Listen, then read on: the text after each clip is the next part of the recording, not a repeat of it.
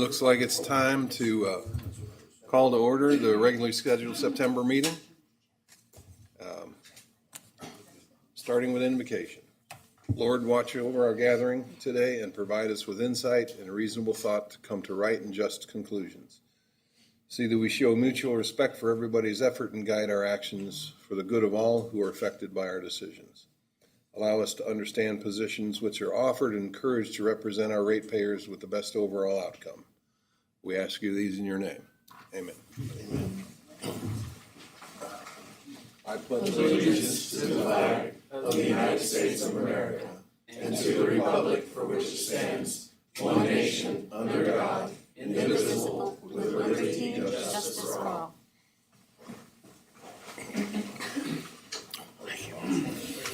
Thank you, sir. Okay, gonna need a motion to approve the consent agenda from last month's meeting. John, before we start, does Yes. Melissa need to call her meeting to order? Oh, sorry, yeah. That's okay, sorry. Call the meeting to order. I'll do a roll call. Councilman Haycraft. Here. Mayor Pro Tem Dawson. Here. Councilman Cohen. Here. Councilman Phillips. Councilman Welch. Councilman Munger. Here. And Mayor Lauderman. Here. All right. So, looking for a motion to approve the consent agenda. I'll make a motion. In a second. Second. All in favor? Aye. Aye. We run along to comments from the audience. Is now a good time for anybody to speak? If not, we'll. Yeah. Oh, Mike's ahead of me. oh, okay, I didn't see the list. Sorry. It's Flesh and Green. Just want to address the board members. From the last meeting, you all paid a consultant, and the consultant, suggested a 15% raise on the electric utilities. You're looking at a $3.7, $3.8 million deficit, and the 15% was recommended by your consultant. Listen to lesser amounts of the utility raises thrown out there, but I would caution it against anything less than 15%, because if you look down the road and you are short on that, if you do like 3% now and you go down a quarter and find out you're short on that, then you'd be looking at more than the 15% raise down the road. So I would caution against that. Do the 15% now. If you've got something that you've got a surplus that you're seeing later, you can always cut back. It's going to be tough to tack on more.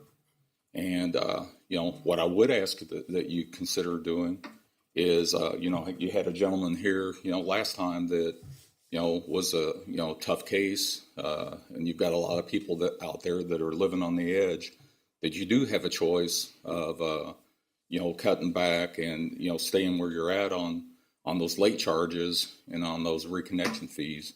And I'd ask you to consider that. So being short there, I ask for those and ask for your consideration. So thank you. Thank you. Thank you, Mike. Yes, John.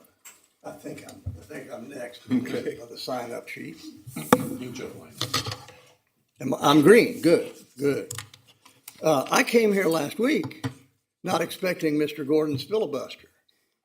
And just like the unfortunate circumstances of the stormwater, it's not a good idea to start any kind of proceeding where you're trying to find out what to do by wearing everybody in the room out. With the stormwater, it was the idiotic Black and Beach presentation.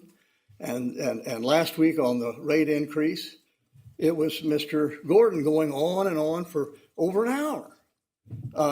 You shouldn't call it a public hearing if it's a presentation. Call it a presentation, and the public hearing will take place after the presentation. That's just one observation.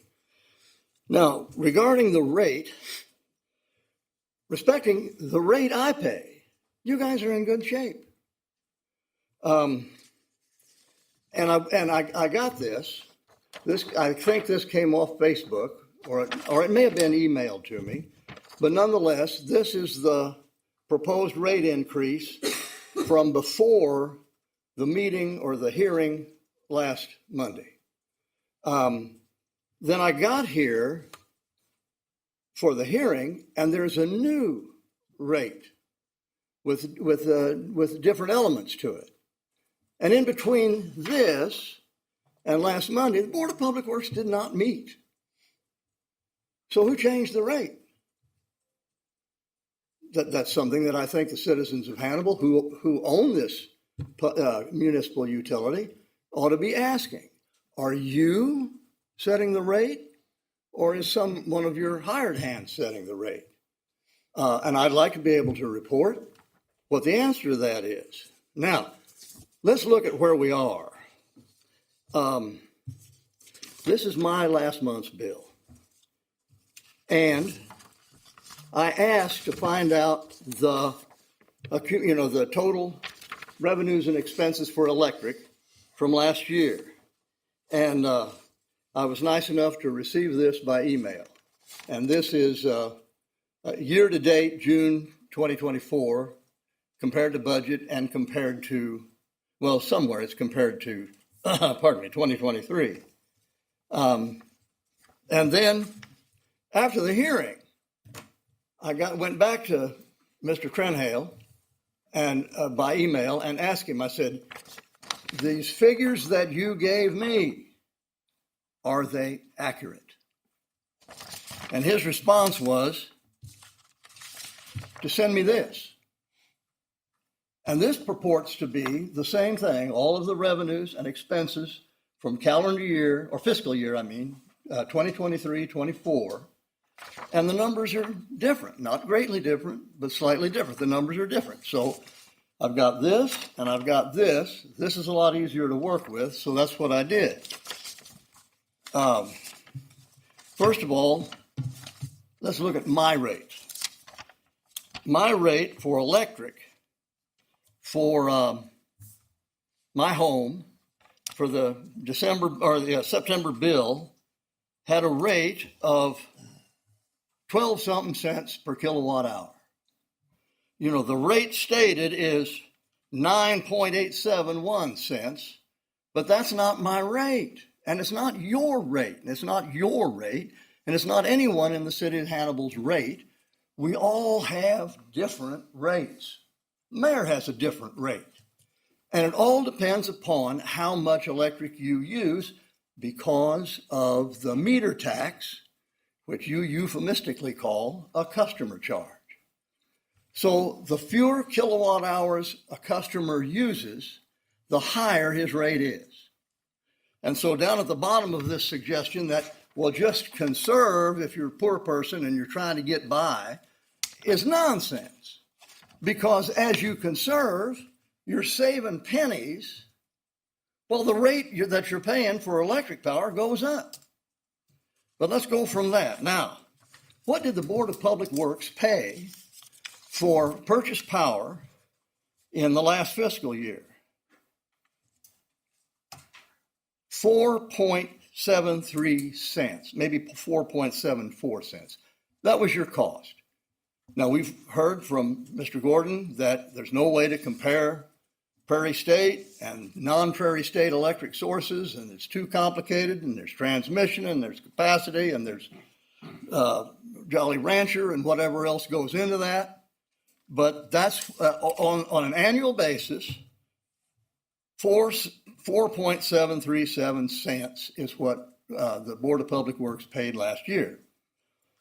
Now, if you take all of the other expenses, including depreciation, which kind of revolves, but nonetheless, depreciation and interest and everything else you pay for, that comes to 2.4 cents a kilowatt hour.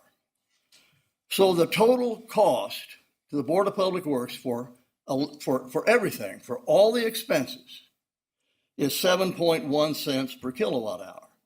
So if you're paying 7.1 or 7.2 cents per kilowatt hour for all the expenses you have, my 12 cents ought to take care of you. You ought to have a profit of about a nickel on every kilowatt hour I burn. And if there are poor people out there paying a higher kilowatt hour, well, that's even better.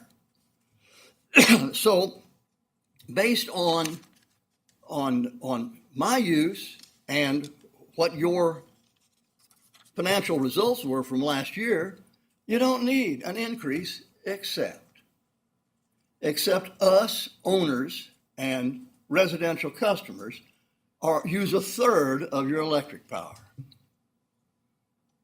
And then in between us and industrial, there's commercial. And the commercial customers, they're somewhere neighboring in the break even, I suppose, if you discount the meter tax. The industrial customers, their rate is a nickel. Your purchase is 4.7 cents, and their rate is a nickel. So when you take into account all the other expenses you have, on every industrial kilowatt hour you sell, you're losing money. Pardon me.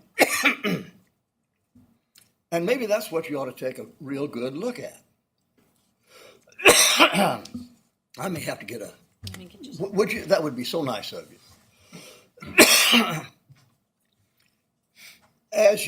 I understand you're getting ready to rubber stamp the rate increase as presented by Mr. Gordon today.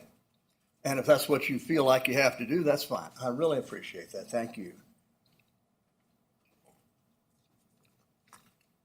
But I don't think that you are doing your job if you do that.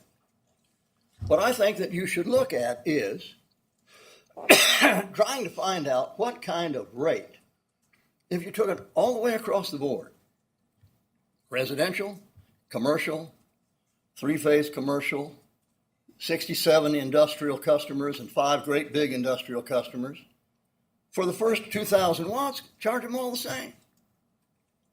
None of the big users would notice. They absolutely would not notice. It would be such a small figure. Then when you go from there, when you get above that rate, well, then you can give a discount.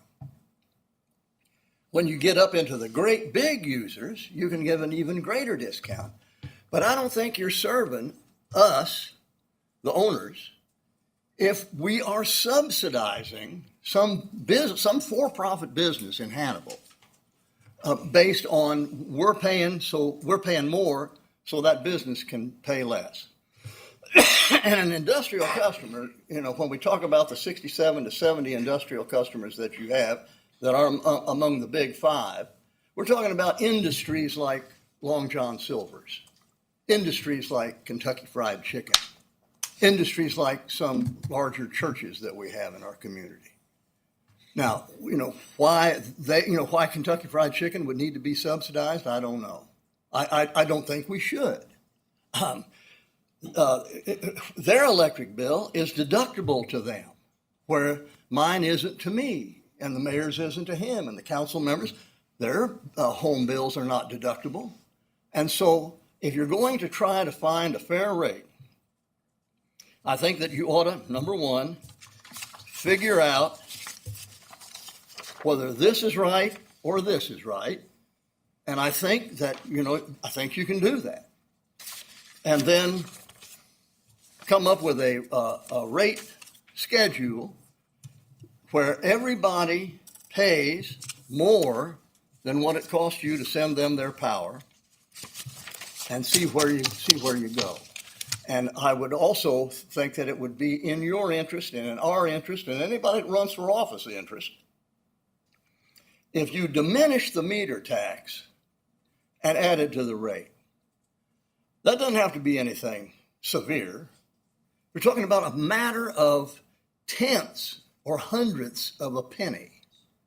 And if you do it, if you're serious about it, if you look into it, if you try your best to find the rate that serves everybody the best, I think something like that's written up here, that's what you'll do. So I apologize for being so windy, but then again, looking back on last week, maybe I don't. Thank you for your time. Thanks, John. All right, is anybody else signed up? Could I speak? Please. I just want to address both of the gentlemen that commented, a couple remarks that I wanted to make.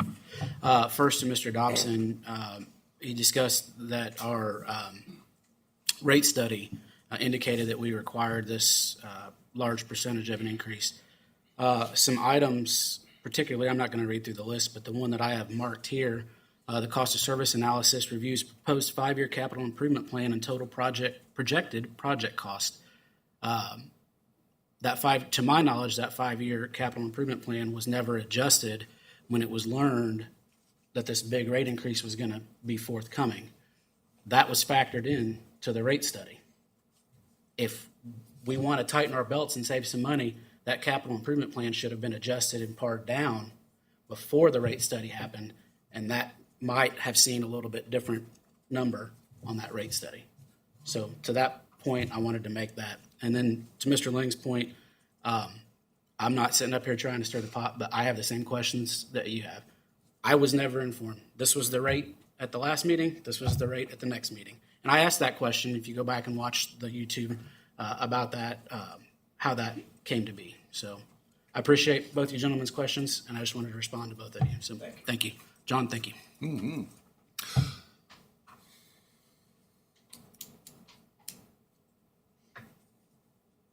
All right. Moving right along to Darren's general manager report. I have 2 items on my report. I'm going to do the second one first and then the first. First of all, we have recently responded to a mutual aid agreement that we have both with our state agencies, MPUA, and also with the APPA, the American Public Power Association. When we had Hurricane Francine that came through down south, we were called and asked if we had a crew and some trucks that we could take and make available to them.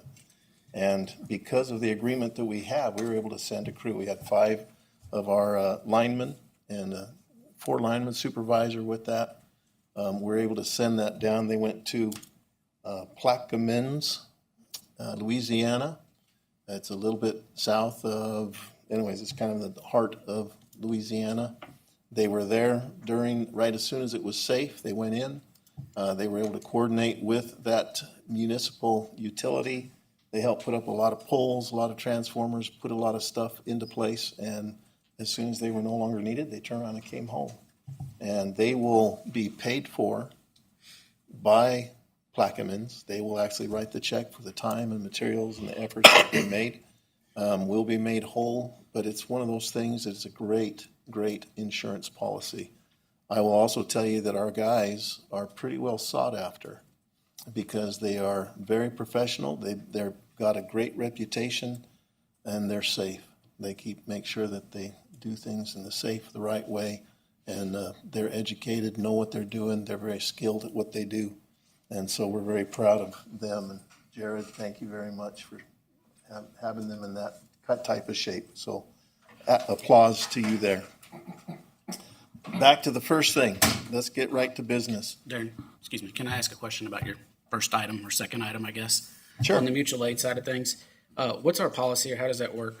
Again, because I'm trying to learn with contractors, if they have mutual aid agreements that they're either attached to or try to respond to, do we have to allow them to do that, or because we have a contract with them, we have a choice. I can tell them no at any time. time. So whether it's a contractor, so what happens it comes through the MPUA on the state side. So if we have a local problem, they'll come to us, and if we happen to have the same problem or we're not able to respond, we don't have to. We have no obligation to respond. Okay, Is that your Yeah, but concern? if a contractor that works for us is asked or tasked to go respond to an incident or whatever, is that something that we allow, or can we hold on to them by contract? Or? Like Townsend, specifically a contractor, they'll call and ask. They'll get a call through the group and ask if we can dispatch a truck. We have issue that we're taking care of tree trimming wise. We'll keep them, but we typically send one truck. Okay. Typically. Okay, thanks. Just curious. Yeah, no problem. Appreciate it. When we do that, all the billing go through us? No, they don't bill us. They bill whoever's property they go on directly. So it's between them? It's between them. Okay. Yeah, I can't think of any other contractor, well, maybe there are, but, yeah, so we wouldn't get involved in farming out somebody who we already had under contract for an unrelated direct service. Okay, makes sense. All right. To proposed rate increase, you have before you, especially if you're looking at the general manager's report, I put together what I call a menu.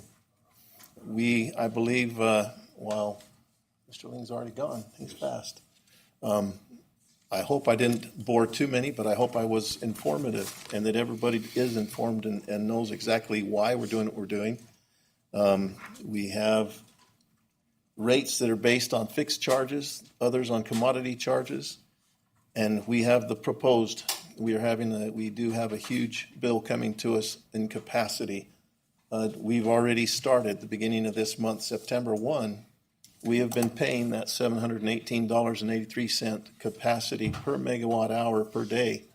We anticipate in 2 days to receive a bill of approximately for each week, $165,000.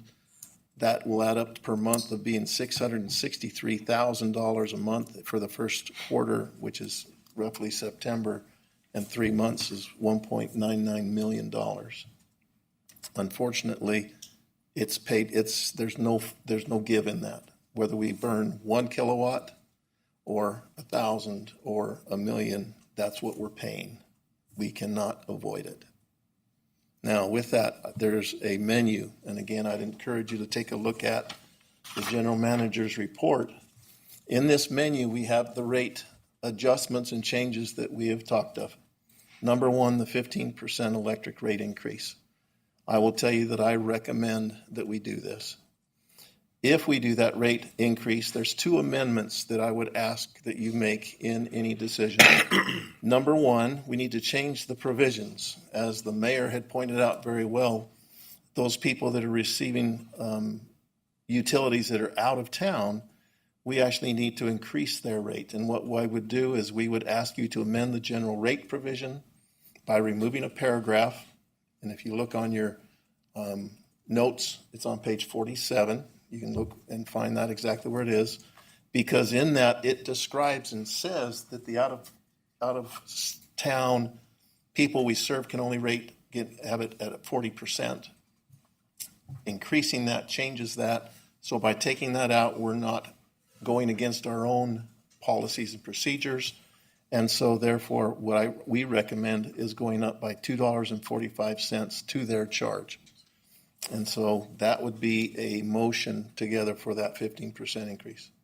The next item that we're going to look at is the 3% water increase. This is one that I will tell you I am, no pun intended, neither hot nor cold. If it's 3% increase to the water, the average increase, the average water bill will go up approximately $1.64 a month. Now, we are sensitive to the problems and the struggles that we have. If we want to postpone that, we will support it. If you want to go forward with it, we support it, whatever you decide there. On But that again, water, can I stop you a second? yes, On that 3%, that had been figured in to take care of the increased cost based on the voted-in GAC system. yes. Is removing that planned increase going to materially affect the resulting net revenue? I believe, so this is one of those things we've been doing, the 3% increase since it was put into play, I believe in 2018 or 2019, Matt. Mr. Memory. What's that? 2018, never mind. 2019, when it started, it was voted in. We knew we were going to do 3% increases. It came to COVID. We stopped it for 2 years. We're now re-implementing it, and we do need to continue on. We looked at the 2022. Our UFS did a rate study, and they said we still need to continue those other couple of years with 3%. We have the cost just of the material from Calgon is going up greater than that 3%. So yes, we do need to continue with those 3% rate increases. But again, being sensitive where we are with this large increase in electric, we can live with postponing that 3% increase. Okay? The next one we have on there is a change in the rates and fees to increase to $100 for after-hour call-outs. Currently, it's $80. We want to increase that. Part of that mainly is factored into the cost of rolling a person, after-hour fees, what we're paying our overtime guys, etc. But that is something that we can, and I would also recommend, we can postpone that one. Let's take that one off the table. The next one is change in rates and fees, the door hanger tag. What happens is when we have cold weather, we go out and tell people they've gone, and again, this is in our policy, we put a door tag on their door so they know that they are late and that within 5 days, we're going to shut off their utilities. That is a role that we don't get any kind of reimbursement, and we're recommending that $50. I would say let's, again, take that one off the table.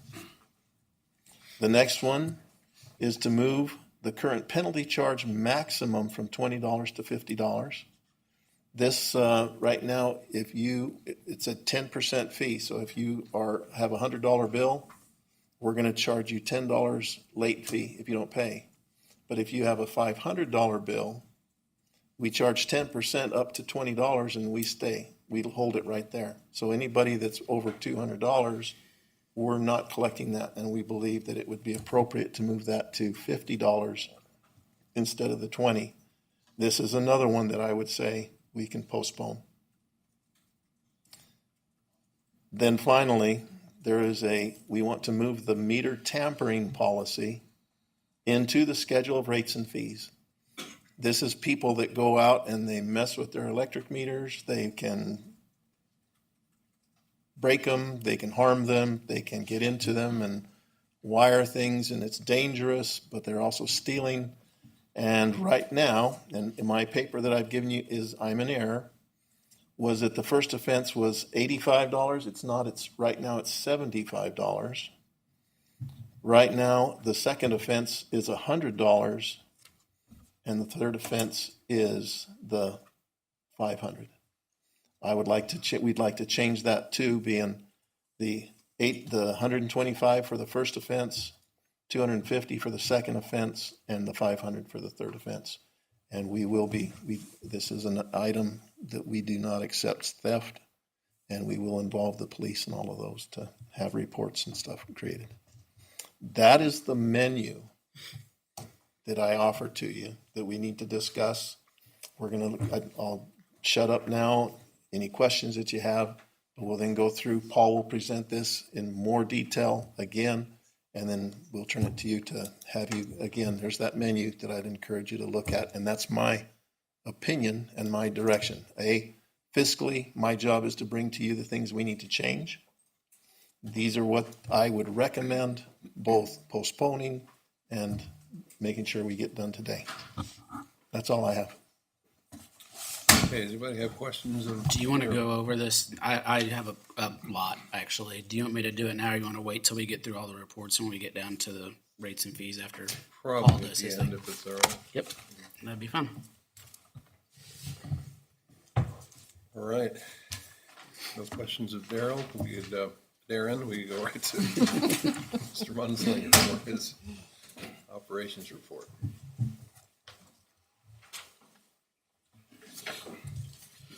Good afternoon. Just a few things on the operations. You'll see in our electric side of things, we had fewer outages this month. We did have one large outage. It happened about 7 o'clock at night. Somebody decided to cut down a tree, and it took out two circuits. It took us quite a while to get those back in order, just for the fact of we called in our tree trimming crew because we didn't want to take part of it down and it ripped more down than it already had. So they were able to restore that with minimal repair efforts once the tree was cut. We don't know who cut the tree, but it wasn't a normal thing that we could have prevented. It was outside the easement, vandalism. You will see, we got a number of animal interactions that caused the outages. If you'll remember back a few years ago, a lot of our outages were tree related. Thus, we spent a lot of effort and time addressing the tree issue. Now, animals are what we're addressing. And this month we installed approximately 70 animal guards to help prevent that interaction as much as possible. Water treatment plants side of things, we had an MDNR inspection. This is an inspection they do every 3 years. They come in and look at everything from our intake located down in the river, walk through our plant, look at all of our towers, our booster pump stations. We had a few minor items that came back on that as far as like gaskets on a couple of the overflow flaps from our water towers, but there were no major issues that were found. So we did have a GAC change out that occurred right after the Labor Day holiday, and we've got one more that is on the schedule. I believe it's for the first part of November, and that'll close out this calendar year. Filter 2, as part of our gravity filter rehabilitation project, it was rehabbed and returned to service right before the Labor Day holiday. They've since began working on Filter 3, which should be completed sometime mid-October. On the water distribution side of things, we did parts of 2 water main replacements. One is over on Iowa. We've had a number of breaks over there, and so they were able to complete the portion that was already in right-of-way. We're in the process of securing additional right-of-way so that we can loop that water main and provide better flow to that area, as well as maybe not be able to have to shut everybody off should we have a main break in the future. And we also began our main replacement down on Ely Street. Ely Street was a 2-inch water main that meandered off the road, and so they're in the process of replacing that, and hopefully we'll have that completed here within the next month.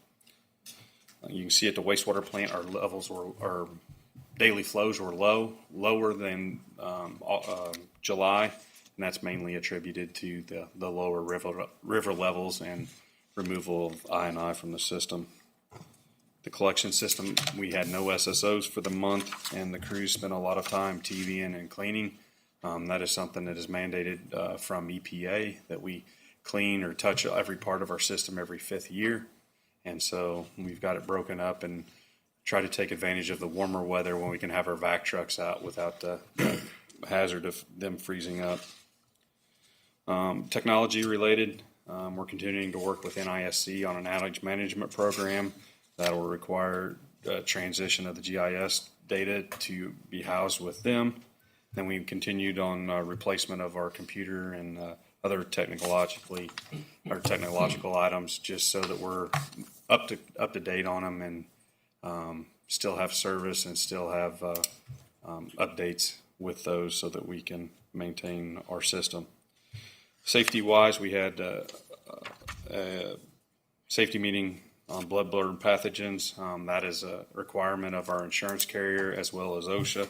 So we do that on an annual basis, and that was held back on August 21st. That's all I've got on the operational report, unless you all have any questions. Any questions of Matt about the operations? No. If we could move right along the projects, that'd be wonderful. Thank you. All right. I kind of already touched on the gravity filter project at the water plant. Again, we've done filters 1 and 2, and they're back in service and performing well. Filter 3 is currently down. Hope to have it up around the 18th of October. And overall, we hope to have the project wrapped up by the end of November. That's a little bit ahead of the schedule that we had originally had. We were shooting toward the end of the year. First filter took a little longer, and they learned a lot from that, and so they're able to parlay that into more efficient filter replacement as we move through. Water loss, it's something that we're continually looking at. We had a couple months earlier this year where it kind of dove off, but now it seemed to come back up. And so we're working with Eden Brothers to do some metering out in the system so that we can verify that all of our meters are working correctly. He was just up here last week and verified that one of the plant meters was accurate and there weren't any additional lines going into the plant that we didn't know, so that we can have a good baseline to build off of as we go to look for that. Downtown SSO elimination project. We just wrapped up lining of, I think it was about 10,000 feet of sewer main in the downtown area located outside the flood wall. This is a lot of the South Main, Ely Street areas that previously had a lot of homes. And then after the flood of 93, they came in, knocked those homes down. Those services were not capped in any way. And so anytime the river level would go up, groundwater would come up, and we would see those increased flows at our wastewater plant. They come in, they line it, so it's one piece of pipe from manhole to manhole. In several instances, they were able to line even through the manhole. We'll go back and open those up when we do manhole rehabilitation later. And so we're hoping that, during periods of high river level that we see the benefit of lower flows at the wastewater plant. That way we're not having to treat water that we don't have to treat at this point. And you said that's all been completed? It has been completed, yes. It took them about 3 weeks to do it. Original schedule was about 5 weeks. So, good crew to work with, and they got in here and got it done. So, we're looking at other opportunities to use them. And maybe later in this fiscal year or early next fiscal year, we're looking at lining all the 15-inch diameter mains and larger. We're having to couple 2 years of capital improvement money in order to do that, and so that's why we're waiting on that. Okay. Clarifier rehabilitation at the wastewater plant. That's Clarifier 3, our largest clarifier.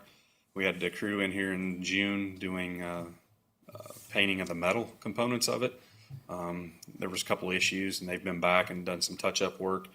And right now, we got the crew in getting ready to do the concrete portion, and hopefully have that completed within the month. And so, Clarifier 3 will be completed with anticipation of doing Clarifiers 1 and 2 within the coming years.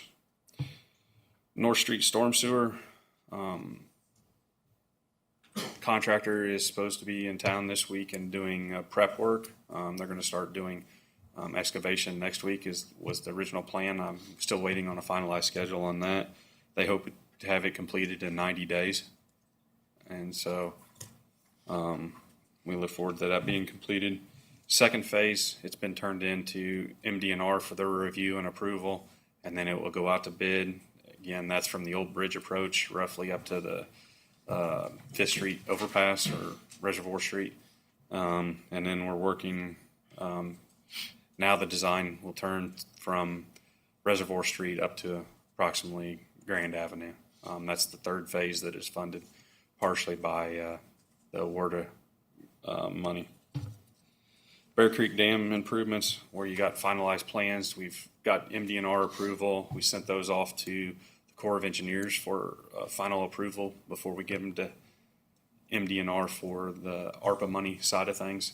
We hope to have that out to bid early next month, and then have something before you at the November meeting so we can get that approved and we can get that money allocated by the end of the year. And then we'll work out a schedule with the property owner as far as what time schedule fits for actually doing all that dirt work. And then the only other item to talk about is Indian Mound Substation.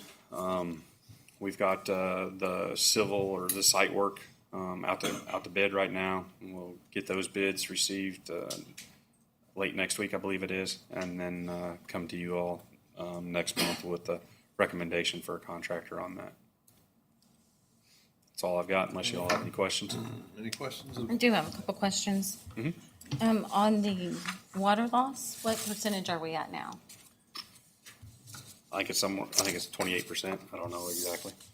I think it's, and Paul's got it in his, Oh, 28%? I thought we were at 12. we were at that, yes. Oh, okay. And it's so gone back that's up. what has caused us concern is what has changed between, I think it was April or May that we were Okay. down lower in the around 12%. So we've had, let's see, last year we did a big leak detection. They found no big smoking gun. We fixed everything. I mean, they could even hear a drip coming off the pipe, and we made those repairs. We've had another leak detection company that we're used in here this year. They found a few small things, not main related. There were some leaking corpse, some leaking service lines. And so that's why we're working with Eden Brothers to make sure that, yeah, we just put new water meters in at our water plant, but let's make sure that there is no unknown lines that come off that before it gets out to the system that would allow us to show that we're putting more water out to the city than we actually are. We're also looking at putting some inline flow meters at a couple strategic locations to make sure that we can calibrate with our metering system that we bail off of to help bring that loss down. Okay. I was hoping that number was going down because that would be great. You and me savings. both. Yeah. We're pushing it hard. Okay, and then the clarifiers, I just missed something. Did you say that's done in over usually 5 years, the cleaning of that, or? No, cleaning of our sewer system. Oh, sewer system, okay. Yeah, we had an EPA inspection back in 2009, and that's what came out of that was we what do they say? You have to, not clean, but you have to inspect your sewer system once every 5 years. And so we've got a 5-year rotation. We've got 138 grids that we work through. And then we televise every, supposed to be 20 years, but we follow it up with all the directional drilling going on. We're trying to catch any of that stuff as soon as we can. So we follow right behind the cleaning truck with that. Okay, great, thank you. All right. Any other questions? All right, Matt, thank you very much. Thank you. And moving along to the financial report. Paul, please.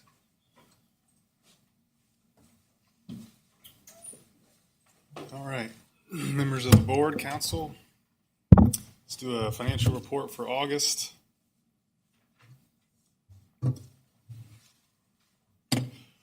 We'll start with the balance sheet, look at our assets and liabilities. So total cash compared to last month was down about $515,000.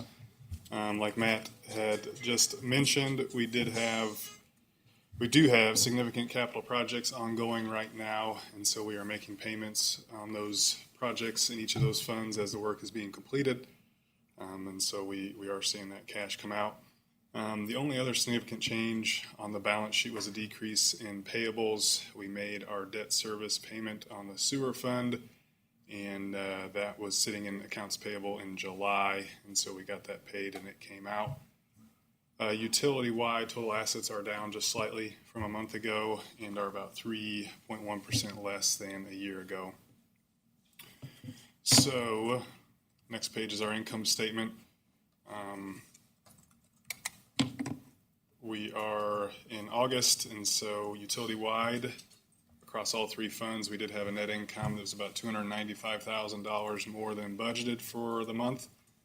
Specifically, in the electric fund, revenues were down slightly, about $144,000, but fortunately, net purchase power in that fund was about 22% less than budgeted, or $380,000, and so we did have a very positive month for August in electric. The water fund also had lower revenues compared to budget, and so that fund finished the month about $8,000 more than budgeted with net income. The sewer fund was very similar. Net income there was about $2,000 less than budgeted for the month. Looking back a year and comparing results, we were much better this year. The electric fund did have lower purchase power costs, like I mentioned, and so it had a much better year this year, though keep in mind a lot of that was driven by the rate increase done in October of 2023. We did have kilowatt hour sales that were about 5.4% less than last year. If everybody remembers, we did end the month of August with very, very hot weather, but for the rest of the month we were very mild, actually. The water fund did benefit from lower operating expenses, and it was able to recognize a net income $78,000 higher than the year before, and the sewer fund performed basically the same as it did last year. Okay, so 2 months now into our fiscal year 2025. What you have there in front of you is actually two different year-to-date income statements. Year-to-date, the first one shows the capacity in the electric fund that we've actually paid for through August. The second takes the full $4.6 million of capacity and amortizes it over 12 months and shows where we're at 2 months into that fiscal year. The latter income statement is more accurate. As we've mentioned, we are locked into paying that capacity over the full 12 months, and so it paints a little bit of a better picture there. Despite that, the electric fund is performing better than budget, primarily due to lower purchase power energy costs so far this year. The water fund does have a net income slightly behind the budget due to higher operating expenses with our chemical costs. And the sewer fund is also a bit behind budget with higher operating expenses and lower revenues. Looking back a year ago, it doesn't do a whole lot of good to compare due to the rate increase, but utility-wide net income, as we would expect, is $677,000 more this year than last.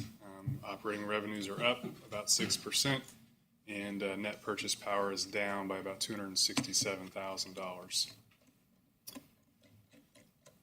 Scrolling down and specifically drilling into our debt service coverage ratio that we calculate on, if you don't have page numbers, I think it's page 22 of your report.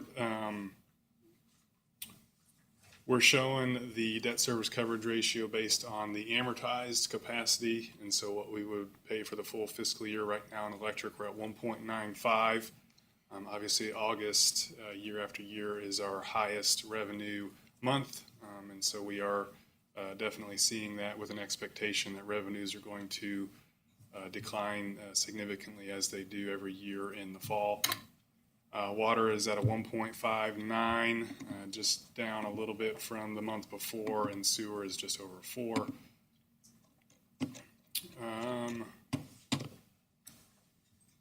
The only other item I had to report on is we had the auditors sitting in here last week on site, and so we did make significantly through our audit for fiscal year 2024.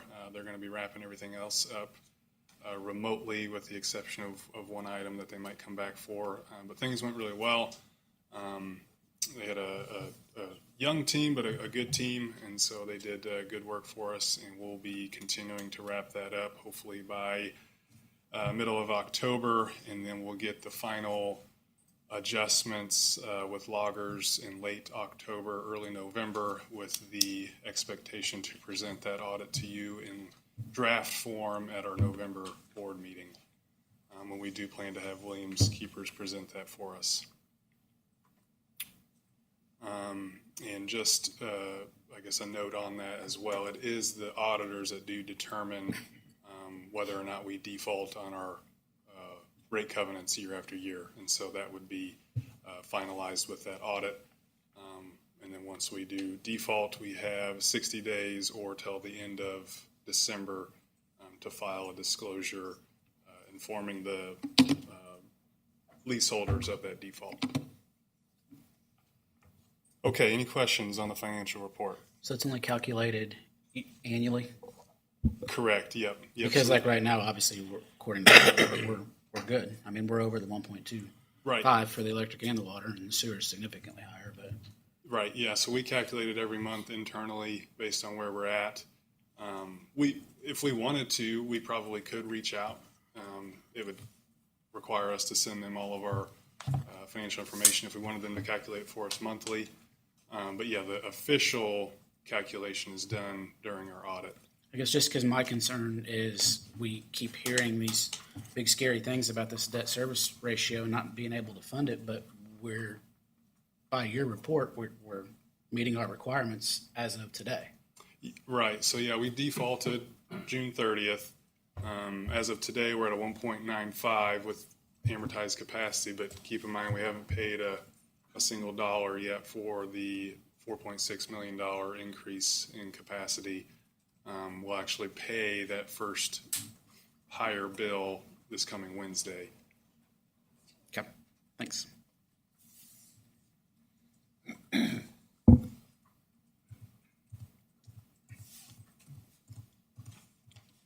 Any other questions on financials? Paul, when we have accounts that are disconnected for non-payment, which I see is highest here in the last 6 months, that of course hasn't been affected by rate increases because that hadn't happened yet. When those get disconnected, do most of them always get reconnected after they pay? Yes, I would say most of them do. Yeah, we have a relatively low number of accounts that we send to collections monthly.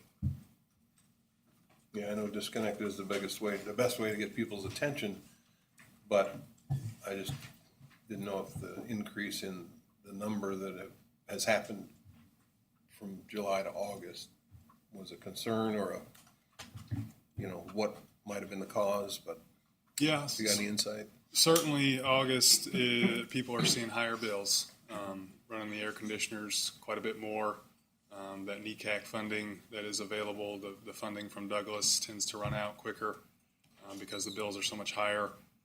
That's a big reason for it. I would say August is likely the hardest month for people, and then probably January or February in the winter. So that's a big reason to it. I would expect that we'd have our most disconnects in that month. Paul, from Mr. Ling's statement where you sent him the two different reports, was that what you explained earlier? That one was, I don't remember what you said, sorry. I know what question he asked. Yes, so he had the income statement that I Yes. presented to the board as of June 30th during the board meeting in July.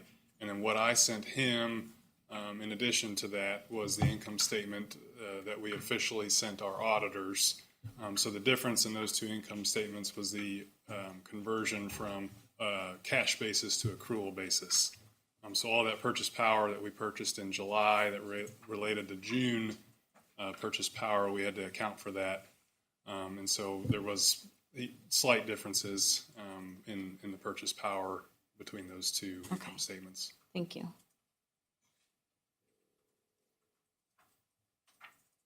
Okay, anything else, Paul? Nothing else on the financial report. Any questions for Paul about the financial report? Having heard none, we could just go to unfinished business, recapping the schedule of rate and fees, please. Yes, so Darren's already covered everything, and I don't have anything to add. That schedule that is redlined in front of you does include each of the items that Darren touched on, including redlining the general rate provision that requires a 40% surcharge to the customer charge for customers outside city limits, and then obviously the new rates proposed with the increase in electric rates by 15%, the increase in water rates by approximately 3%, increasing that maximum penalty ceiling from $20 to $50, adding the service charge for notification for extreme weather conditions, also known as a door tag fee, increasing the customer requested service call outside regular hours from $80 to $100, and then including the meter tampering charges within the schedule of rates and fees.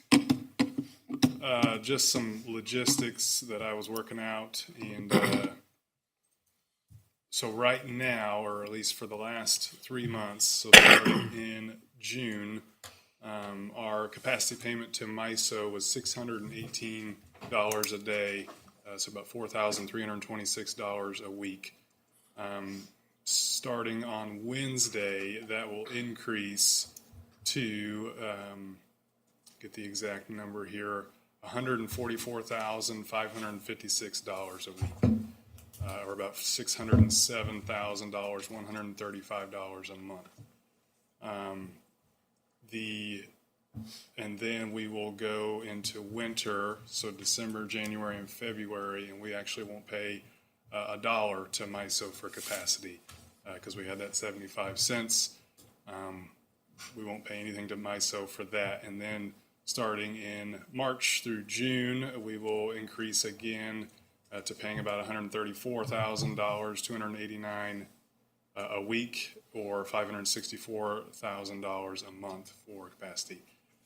The projected rate increase proposes or generates $3,624,000 and 427 of new revenue in the electric fund. So that equates to about $402,714 a month. More of that would come in the winter months and the summer months, and less would come in the shoulder months. And so, obviously, the $402,000 or so a month doesn't quite meet the increase in capacity for the fall, but obviously it would even out for the entire 12 months based on the revenue generated.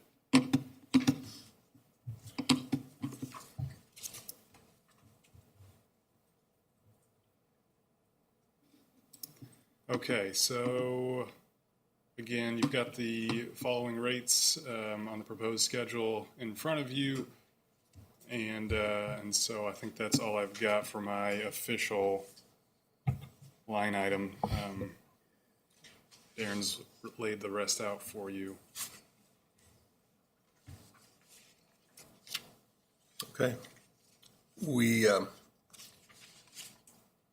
unless you have particular questions about that, it's going to be up to us to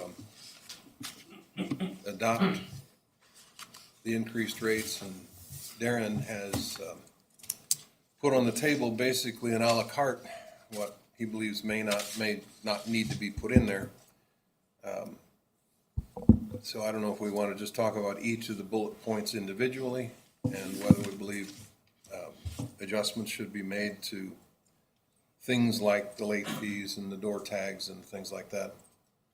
I think that's probably a good idea. Could we start from the bottom and work our way up to that big number at the top? Sure. Why not? Is that okay with everybody? Okay. Okay. She said we need a roll call on each one, you may have heard. Meter tampering policy. I mean, typically you charge something like that as a penalty or an incentive not to do it, or you're covering costs. And I don't know what costs are when somebody tampers with the meter, other than they may have had free electricity for a while. Don't know how prevalent that is. Do we have an account of how often that happens? Looked it up since, I can't remember when I went back, if I went back to last July or January, and it was less than 10. So it's rare. We did have an instance where a gentleman, I don't know if you mentioned this or not. I did. Okay, where a gentleman saw that an after-hours call-out was $80 and the meter tampering was $70. And so he could actually save $10 by turning off the meter himself, as opposed to waiting for someone to come turn it off for him. And so that is an issue, definitely a safety issue for sure, and then having anybody touch our equipment. And so that's a big reason for increasing that minimum, or that first violation. Mm-hmm. Jared, any color on that? I'm not 100% sure on the exact dollar amount on the different types of meters, but you have more info on that. Roughly a single phase meter is about $225. If there's anything that happens to the meter. On the water side, the physical meter itself is around $80 to $90. We have a register that's attached to that. It's roughly $60. The transponder that goes on top of that's another $85 to $90. And that does not include all of the yoke or the set in the ground that the meter attaches to, should any of that be disturbed as well. Well, do we have any discussion about this particular item? So I think it's good to obviously dissuade that from happening. The questions that I have are, if we're putting this in there, I guess maybe for you, that would be essentially the organization, almost because it talks about HPD, pressing charges for theft, tampering, things like that. The first question I have is, do we have the statutory authority is this organization to do that and to implement those fines that are listed on here? And then does that coincide with misdemeanors in the city ordinance for, various offenses? So, first, yes, we do have the authority to do that. It is our equipment that we're essentially giving to the customer for that period of time. Second, regarding the actual ordinances, it would depend on how much we're saying that electricity was stolen. It would probably be a misdemeanor most times. Sometimes, $750, it could rise to felony, but I don't know if it would get that high. But we do have the statutory authority. So that was my question. I'm not opposed to this at all. I want to make sure that we're within our legal bounds to vote this in. Oh, yeah. The last thing I want to do is support something and then somebody come back and say, well, you legally can't do that. What are we doing here? So that was my question from the legal side of things on the meter tampering. Other than that, I have no issue with it. Well, do I hear a motion to approve the increase from 125 first offense, 250 second, and 500 third offense on the meter tampering policy? Sure, I'll make that motion. In a second? Yeah. All in favor? Aye. Don't need a roll call on that? Wortworth, Yes? Fisher, Yep. Rickson, Yes. McCoy. Yes. Okay, so that carries. Move on to the current penalty charge maximum from 20 to 50. So as I understand it, no matter what it is, it's going to be 10% of the bill. But then it's going to be capped at $50. So you're talking about somebody who's got a bill that's $500 or more will hit the 50 maximum. Typical bills are 120, let's say, on the just calculated average. A typical bill is 120. A typical residential bill. I would love to find one of those. I've talked to countless people in the last month, and I can't find one less than 300. Wow. 53. Yeah, across electric, water, and sewer, be more like 250 to 3. Okay. So 10% of the bill at 250 would max it out at $20. Before this increase, the increase would take it up to 25, being 10% of the bill. I don't know. I'm not strong one way or the other on it, but it's still 10% of the bill because that's what has been accepted for a long time. Do we want to increase the maximum? Higher the penalty, the higher the bill. I did research 11 other utilities. 10 of the Missouri utilities, municipally owned utilities, 10 of those utilities had the same 10% late payment penalty with no cap, and then one of them had 5% and no cap.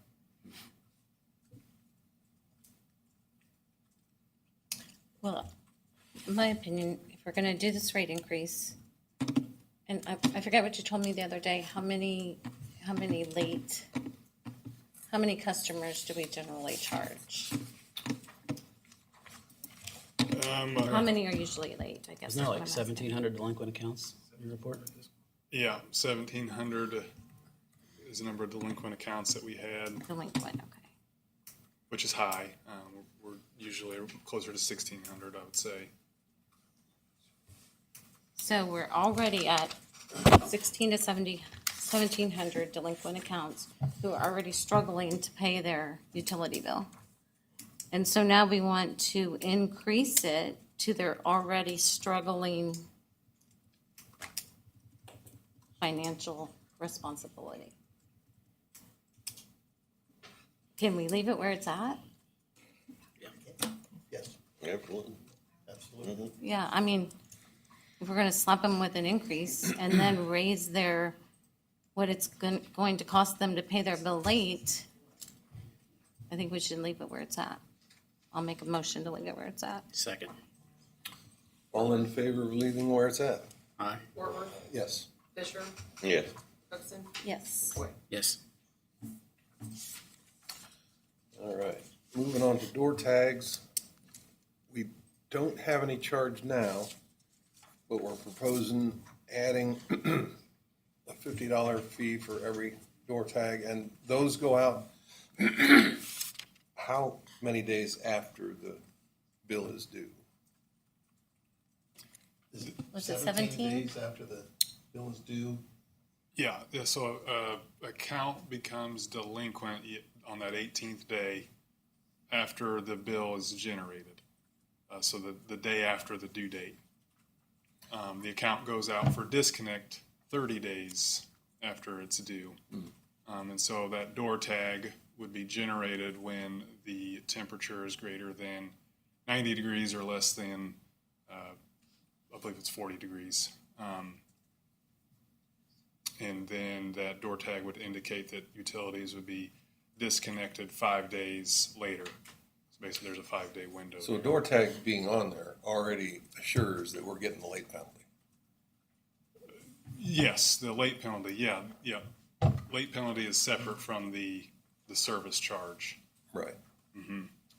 But you're not gonna get a door tag unless you're delinquent. So yeah, And the weather reaches those parameters. So like, like this month, probably, nobody would have got a door tag, because the weather wouldn't have met that parameter. correct. Yeah. Yeah, so that late payment penalty is assessed on day 18. We don't worry about disconnect until a full 30 days after that bill is generated. Do they get a disconnection notice anyway? Because I found out something just by watching TV. They interviewed NECAC, and they can't qualify for funding until they get a disconnection notice. Right. So that goes out in the mail after day 17? Yes, it goes out in the mail. Yeah, when we go out for disconnect that morning of, and we hit those parameters where it's too hot or too cold, that's where the meter reader would then leave a door tag on the door that says your utilities were not disconnected due to this reason. And then we would assess the service charge at that time. So at that time, they would have their $20 late fee on top of the $50 door tag, which is $70. Is that mandatory that you put the door tag on there? Or is it just like given, I understand it's given them an extension of 5 days.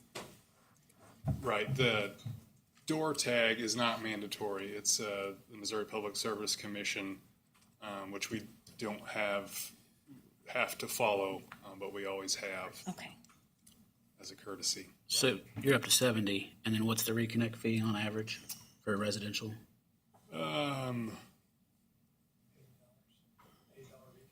Is it 80? I was thinking it was 50 as well. So now you're at 150. As far as your reconnect or rolling a truck, that's what we currently have. Yeah, so if it's a reconnect fee after hours, it's 80. If it's during regular hours, it's 50.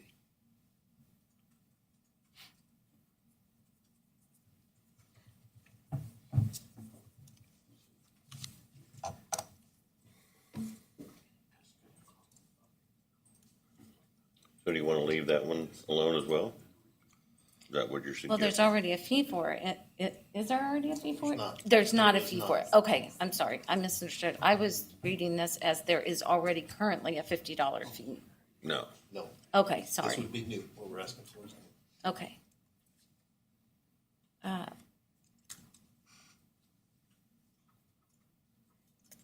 would put on the table to have no fee like it is now, if we already don't have a fee.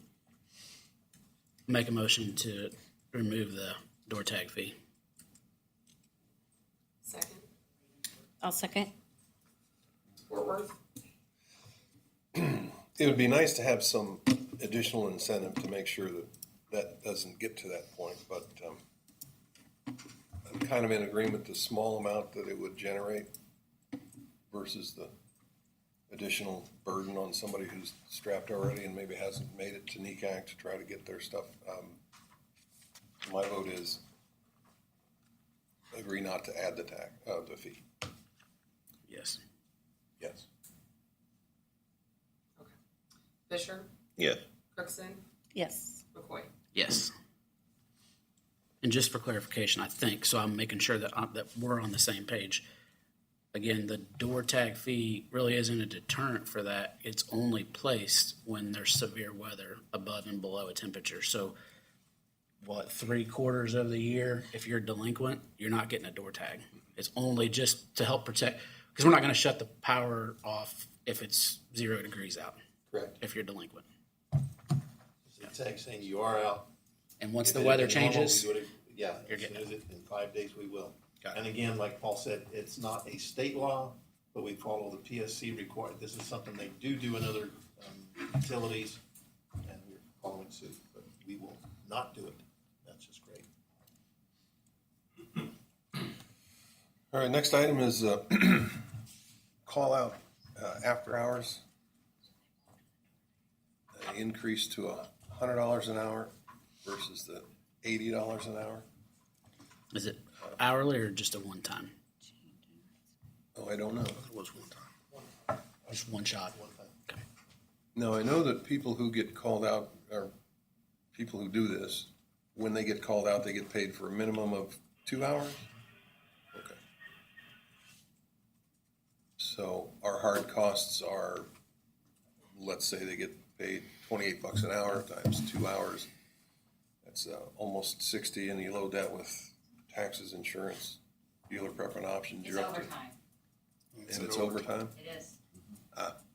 Time and a half. It's after. Oh, time and a half, okay. So our hard cost on a call out is all that times 1.5. So you're looking at $80 just in wages. Mm-hmm. And these call-outs represent reconnections. Say that one more time, please. These call-outs represent reconnections, like after hours. Yes, after hours. How That often, or emergency disconnect, sorry. how often on average, any idea? I could get that for you. We could, we could get Emily's answer on that. Now, if it's an emergency situation, and it's something on us, customer calls in and water's spewing out everywhere, that obviously we wouldn't charge the call out for that. You would charge what? I'm sorry. We would not charge Okay. the service charge outside regular hours if it's an emergency situation and it's on us. Matthew, do you have a feel for that? As far as How many? Yeah. I'd have to review the law. Okay, all right. I just wondered if you have a feel. We won't push that number. You can always table that part of it till you have that information if you want. Well, currently it's 80, so that's really close to bumping up on our hard labor costs. I feel like if we've waived the fee and we've ridded the door tag, at this point, if it has to be turned back on after hours and it's now costing us money, I think we should consider keeping that charge. Yeah, the issue is take it from 80 to 100. So right now it's 80. Yeah, I think we should probably take it up to the hundreds. I was just curious how often that happens, because you're going to net $20. I mean, if we're doing it twice a month, I mean, we're going to make, so I'm not good at math, $600 extra a year, which isn't going to cover our overtime at all. We've tried, I agree with what you're looking at. We're just saying, when we do send someone out, we're just doing 100% recovery, and that's all we're doing. So, but I would even be more in favor of that. And I know that everybody's paid at a different rate, so it would be impossible to do. But I would just say, hey, if we have to come turn your power back on, you got to pay what I got to pay Bill to come turn it back on. I mean, to me, that's fair. that's what we're trying to do. But That's what we're trying to do. So if I have water spewing out inside my house and it's on me and I need you guys to come and turn it off out in the yard, that's still on me, so it costs the 80 or soon to be 100 to come out and turn the water off After hours. after hours. Yeah. Yeah, I mean, 100 covers us, I think, with 2 hours of labor, even at overtime. So I agree with going to 100. And it I do doesn't too. happen often, and it's just a cost recovery. Do I have a motion to take the $80 after-hour charge to 100? Yeah, I'll make the motion. In a second? Second? Fort Worth, Yes. Fisher, Yes. Cookson, Yes. McCoy. Yes. All right, moving on to the 3% water rate increase.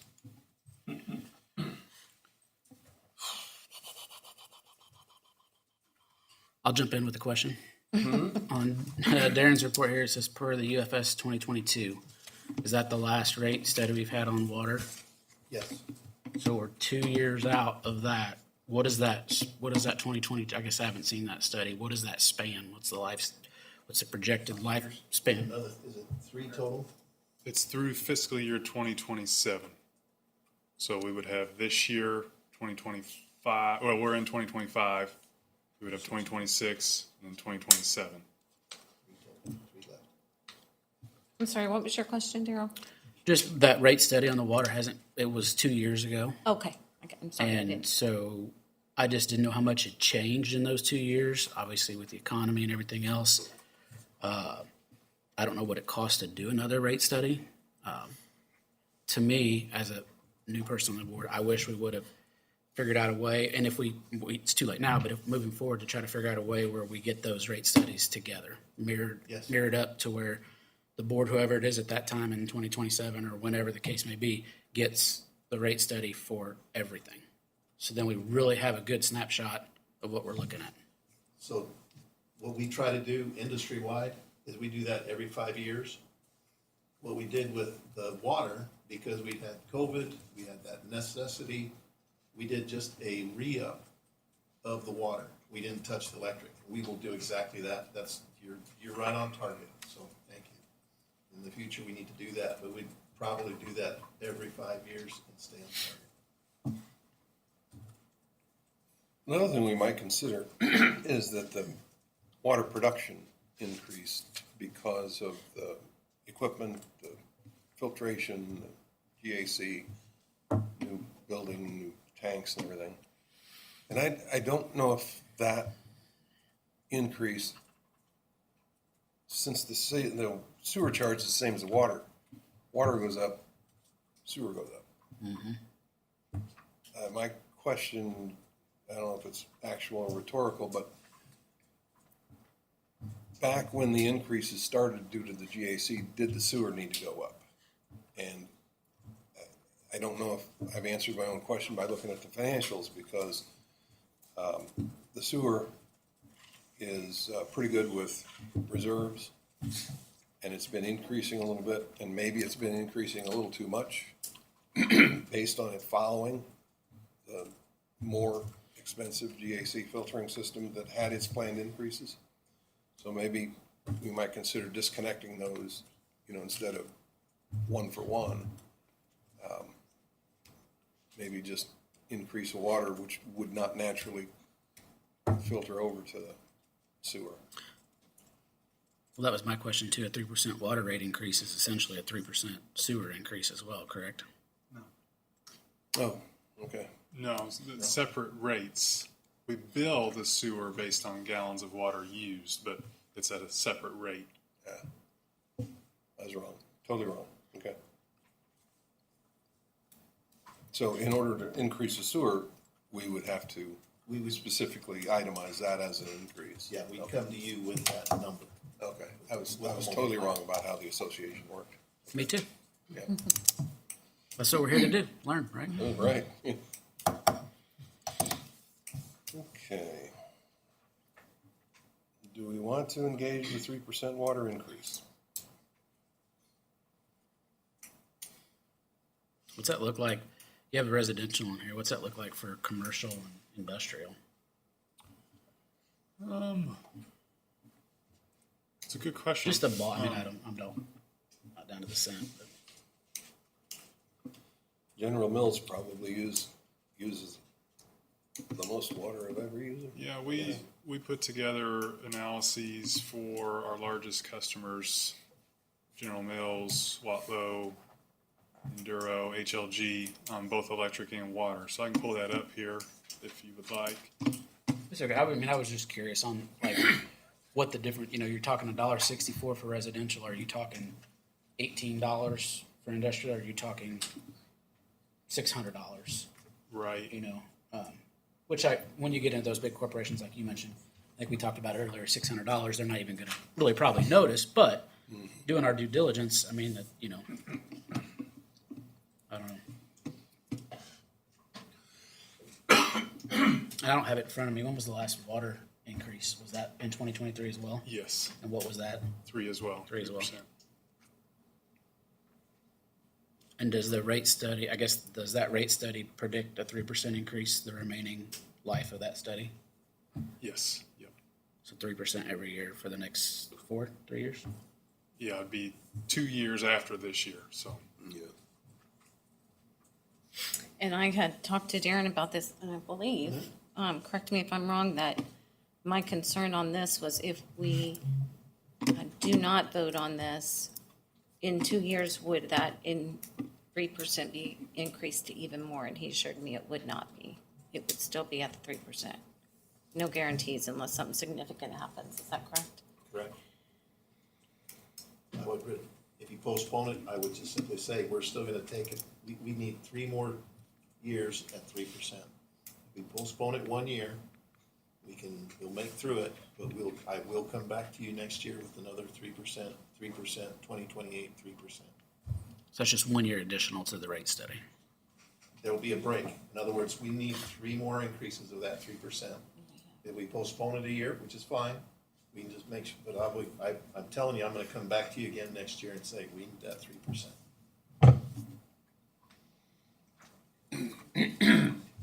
Daryl, one of our local churches in town, for the last rate increase, it was about $12.13 a month. Okay. It's a basic commercial account. Awesome. Thank you very much for that. I'll make a motion to take the 3% water rate increase off. I never know how to say anything. Second. I think that'd go kind of however long, if not, a long ways to letting everybody know that we're super sensitized to the one that we have to mess with. We have a motion and a second. Workworth, Yes. Fisher, Yes. Cookson, Yes. McCoy. Yes. Okay. Moving right along to the 15% electric rate increase. Thing is, we have a moving target, but thank God it's not moving very fast. And we know where the target's gonna be 12 months from now, because that's where it is. Unfortunately, we are being railroaded into it, things that we don't have any control over. And we're 16 days or however many days, whatever today is, into our invoice cranking up. And we're gonna see that in the next month. So we had comments from the audience today about things that had been commented before about the customer tax. I think devil's gonna be in the details, unless you went through the presentation and you broke down the analysis of each of these, and you've ever owned a business where you know that what you buy is 4 cents and what you sell is 11 cents, you're not making 7 cents. You got people, you got desks, lights, billing, gas, everything else. So that's kind of my soapbox about, I feel like the due diligence has been done, and if we don't do this, we're just going to be in a lot of financial trouble. I think part of our judiciary duty here is to also make sure that the city's property, the city's Board of Public Works, doesn't become solvent. Is that the right term? Insolvent. Insolvent, there you go. Can I make one comment? Yeah. So, your job, the four of you, is it's twofold. You're looking after your utility to make sure that it is in prime shape. And your most important job is to look after the people that pay into your utility. So if you amortize your increase of what you would be paying the $700 and some dollars for the fall and for the spring, and nothing for the winter and the summer over the 12 months, and you can look at a lower rate to correct that. I think that's something that you should look at. Even a rate in the 8 to 10% range would cover you over the 12 months with what you would be paying heavily in your fall and heavily in your spring and nothing in your winter and summer. You would basically be able to come out a little ahead according to what it looks like. I understand the need for the increase. We're getting hit with something that we should not have, something that was basically unforetold because of things that we cannot control. We just happen to be in an area where it's easy to pick on, and that's what they're doing. I think 15% is too much. I think 8 to 10% is a good number. I think that if you spend wisely for the next year, or even for the next 6 months, I think you can weather that without hurting your bond rating, and without having any large issues in the way that Board of Public Works operates. You ended up with $295,000 more ahead of your budget this last billing cycle. And I would anticipate you will stay ahead of budget. If you look at the weather forecast for the next 6 months, mild winter, we're not looking at anything outrageous in this area anyway. So the best thing about what you guys do is you can revisit this at any time. If you find that something happens and something does warrant more, then you can revisit it at any time. If you present it to the public that way, that's the way it works. You've done a fine job eliminating things tonight that really don't need to be put on people at the moment. But two things you gotta remember is the school tax is going up 14.7%. People had no say in that. And Liberty is going up 32% come January 1st. So we have to look at that. We have to think about that. Do we need 15%, or can we get by with something lower in the interim? Paul, let me ask you this. If we were to go through the 3 months of higher rates and increase the bill during that 3 months by 30%, and then the 3 months at the lower rates, and then remove that 30% back to zero, and then take the next 3 months, increase that to 30%, and then the last 3 months, take it to zero, would that yield the same average for 1 year at 15%? Potentially, I'd have to really crunch. But Well, averages don't lie. I mean, 1/2 is half, and 12 months equal a year. So the calculations that you've done, and the point, excuse me, I'm trying to make, is that the moving target's moving very slow, but we know exactly where it's going. And we know what the usage has been throughout this town for decades. It's not growing. It's steady or slightly decreasing. And whichever way you take, either 1 year and increase it by 15%, or a half year increase it by 30%, that comes out to the same amount. Right. You're not talking apples and oranges. How many billing You're customers talking, are you getting? you're talking, raising something like that, and you're gonna lose a bunch of customers because they won't be able to pay their bill. I'm saying, run this whole thing out the whole year, and you don't have to have 15%. Well, I think that's incorrect. I think it's incorrect. I think it is mostly correct.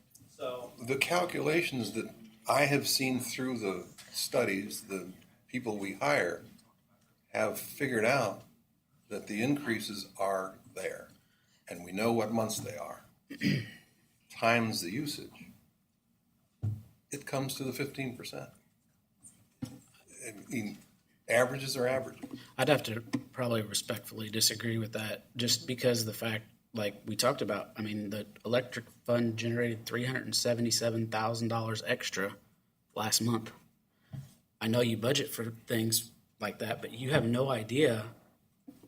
You say that we know where we're going, or we know where we're supposed to be at. We don't. I mean, we know what the purchase power price is for this contract through the middle of next year, but we don't know what the auction's going to be the year after. We don't know if it's going to stay at that 700 on the off months, or if it's going to drop back down to 35 cents. We have no idea.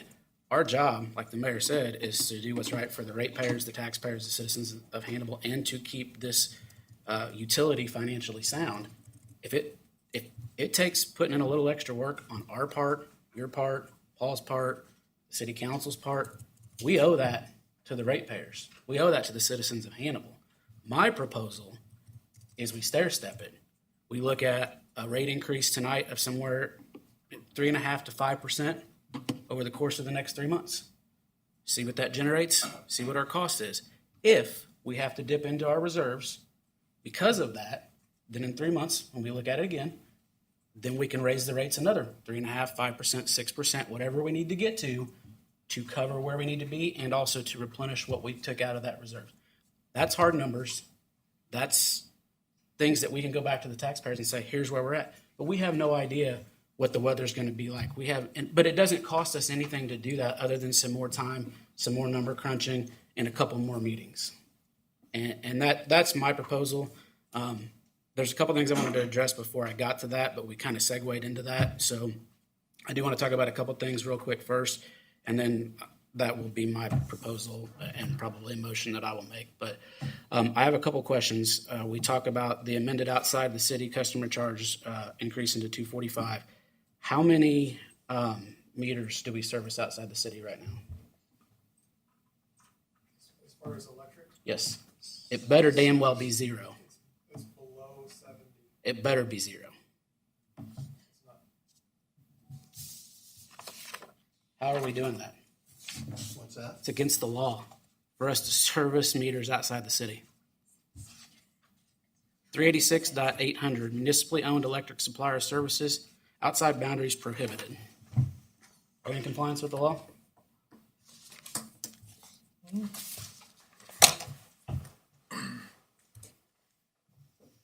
I would recommend that we get our ducks in a row before we go any further with this. This is not something that I feel comfortable being brought to me as a board member to vote on if I'm not 100% sure that we're within the legal rights.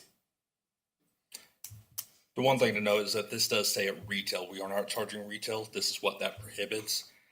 We have generally, and other cities do, actually provide outside of their city. Like Columbia, who got sued for millions of dollars. But they do service outside their city borders.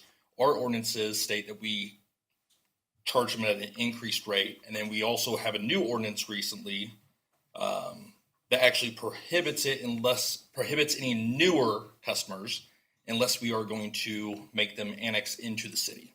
But if they annex into the city, they have the right to choose their power provider. Only new power providers. That's incorrect. It's right here in the state statute. That is correct. I mean, If we annex into the city, they have the option to choose whether they want city power, For new REC. services, For new service.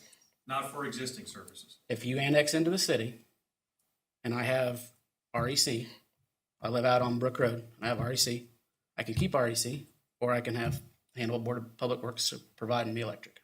It's my choice. Correct? No. We have to buy It's our right rates. here. Not anymore.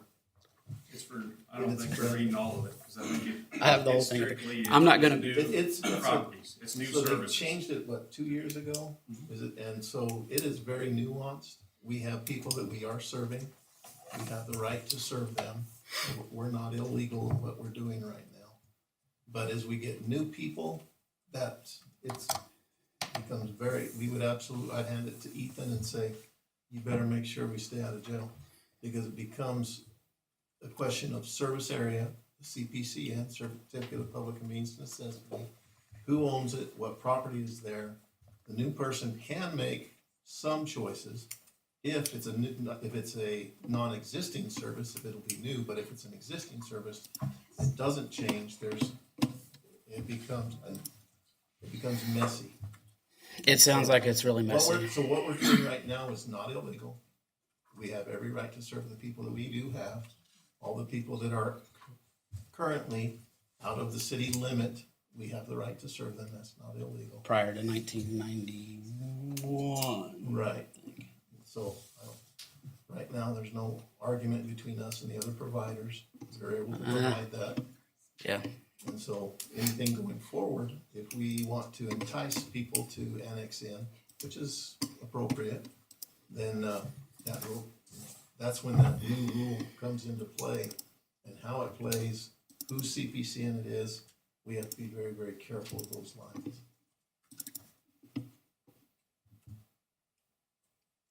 I'd like some more clarification on that.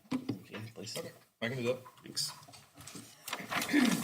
But aside from that, like I said, as I mentioned earlier, I think that a stair-stepped approach to this rate increase, especially with the other rate increases, we don't know. I think the mayor alluded to a possible 32% increase with Liberty Utilities. That has not been voted on. I'm not sure they've had their first public meeting on that here locally yet. We don't know.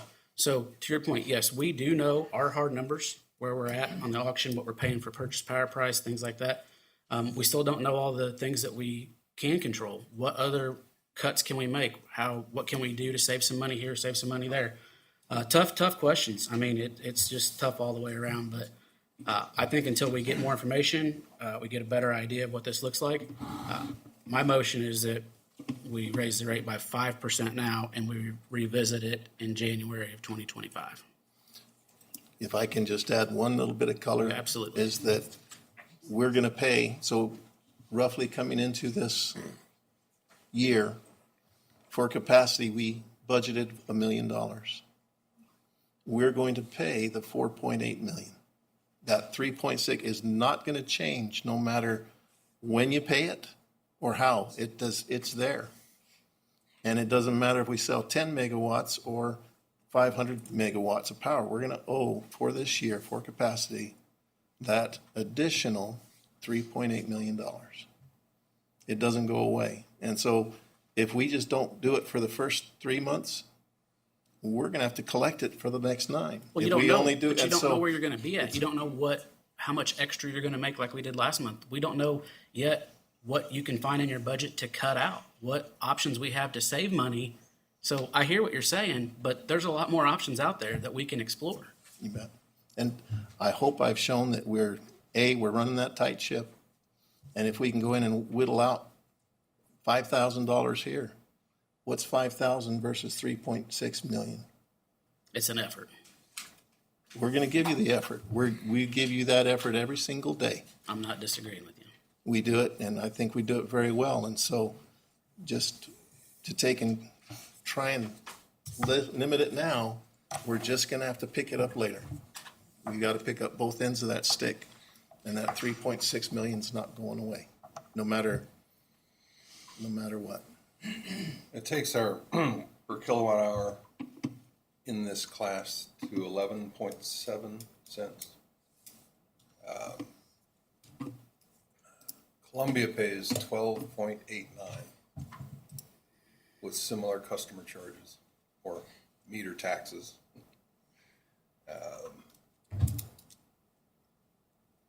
Fulton pays 11.3. St. Charles through Ameren pays 16.4%, 16.4 cents per kilowatt hour. So even at our 15%, which keeps our profitability the same, and I hate using profitability in a nonprofit existence because that's taboo, but after you have all your expenses paid, whatever is left over, what I'm going to call it profit. Our profit is not going to be increased at the end of the year with the 15%. That finally takes us up to similar kilowatt hour charges in neighboring communities. The fund will not make money. Is that what he said? Yeah, I hate to call it profit again because you can't really call a nonprofit profit, but whatever you want to call that, net revenue after everything. And we can control some of the everythings.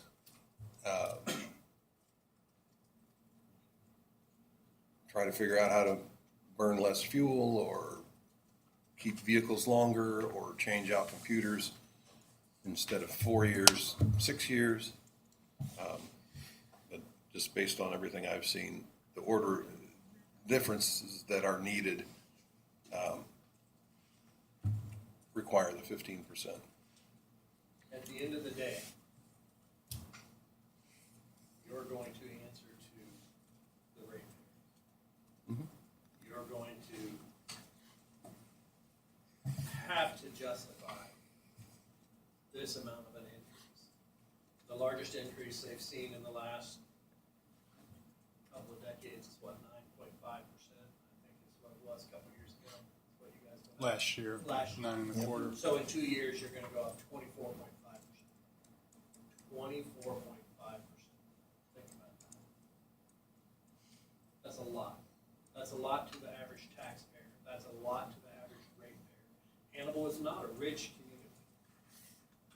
We have a medium income, a little bit above state average, but not much. But we do have a significant portion of our community that struggles daily and monthly to pay bills. And this is not the only bill going up. I see it every day at the grocery store. I see it at the gas station. We have an election year coming up, and let me tell you, things are gonna get crazy in the next couple months. And here we are saying, let's make it crazy. Well, to that point, Mr. Mayor, a couple years ago, we got hit with a big increase like this before I was on the board. I believe I was on the council at the time, but the Board of Public Works did dip into their reserves to the tune a little north of $3 million to help offset that rate increase, and we've made that money back, to my knowledge, and then some. This is historical for purchase power price to be in the 700s, and we've already mentioned tonight that we're the only one in that MISO zone that's been hit by that. Do we think that's going to continue? I hope not, especially means we're the only ones. We're not seeing it trend in other MISO areas and things like that. So we're taking the worst case scenario of today and saying, we got to have this 15% right now because it's going to stay this way. If it does stay this way, absolutely we're going to have that 15%. And then some, to your point. All good points. I just think a staggered, stair-stepped approach. Let's take it one step at a time, figure out where we're going to wind up landing at. That's all I'm saying. My point was, if you do 15 now, you can always crank it back. You can hope for the courts to take care of things, and then you can roll it back, or you can, hope for. Are you going to tell my retired father-in-law or my grandma that lives paycheck to paycheck, hey, if we make enough money, 6 months or 8 months down the road, a year down the road, we'll roll it back and you'll see some savings? Then if you're wrong, then are you going to tell your retired father-in-law that, hey, instead of that 15%, it's going to have to be 25%? Yeah, I'm going to tell him he's going to have to start now figuring out if he wants to still live in Hannibal or what he wants to do, what groceries he doesn't want to buy or whatever. Well, the buys him difference is, time. at that point, you'll be used to the 5%, 7%, whatever, and you'll be able to readjust versus slam all at once. Budget for it. Exactly. I think to Daryl's point, step program is better. I think it needs to be more than 5%. I think if you look at 8 to 9% or the 9.5% that you had a year ago. But I'm not discounting, trust me. I many times have talked to Darren about this, and he is a person that knows what he's talking about when he's dealing with these people. You know, but as far as the people that supply power charges $700 and whatever dollars per kilowatt hour just because they feel they can. But that's not our job. Our job is to take care of the people that pay the utility bills. And whatever we can do to help that is what we are charged with doing. So if we take an approach of 9.5% now, and then 6 months down the road, we find out, well, this is just, we're gonna have to go another 6.5%. What about splitting it down the middle and doing 7.5% now, and then looking at it in 6 months, and if we need to, do the other 7.5%? That's up to you guys. I'm just saying that, you know, Paul, a larger portion right now, like 9.5%, could very well end up being what it takes to make things work. And you don't have to go out in 6 months and look for another 5 or 6% raise. Who knows? But I do believe that you need to think about something different than a 15%. Oh, I'm sure And that I've is up asked to you you this guys. before, I'm sorry. Okay. What would be the total we would need to just cover the winter cost that we know right now is $715? Or fall, I'm sorry, yeah. The capacity for the fall is gonna be right at $2 million. What percentage of an increase would cover that $2 million? 9% gives us $2,080,000 projected. Okay, so if we raised it 9% right now, we would be able to cover that total fall cost. And then the winter cost is gonna be down anyway. We could revisit it at the end of winter to raise it the other percent to cover the spring cost. Or your savings that you make in your winter. Yes. Not having to raise it. Right. Go towards a significantly lower. So 9% right now would cover what we already know is in existence. Well, I mean, we know that's what the capacity cost is, but we don't have any idea what the usage is gonna be and things like that. Where you have a good month where you make $300,000 extra, or you have a bad month and now we're 300 the other side. So now that 2 million turns into 2.3 million. Could I get Darren's opinion on doing 9.5% now and revisit 6 months from now? I will have to You've been increase rates. dealing with this a lot longer than any of us, so. Well, so that 15%, we recognize if we do 15% across the board, what happens is comes the winter time when it's gonna be high, we're gonna be behind, or come fall, we're gonna be behind. Wintertime, we'll make it up. Then spring, we're gonna be winning and losing through those 4 seasons, but 15% at the end of the year leaves us whole, leaves us right there, making our bond covenants, making sure that we haven't destroyed our reserve, which is, then we can take from the reserve.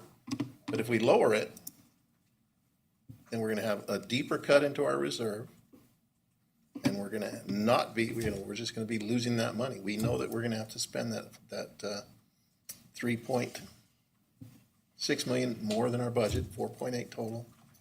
If we don't get it, we're gonna have to get it from somewhere. So it'll come from reserve, and I'm not a numbers guy, but so you're gonna do 9% to make $2 million to cover the 3 months that are expensive, right? That's what I'm, And then the next 3 months, we're not paying anything, right?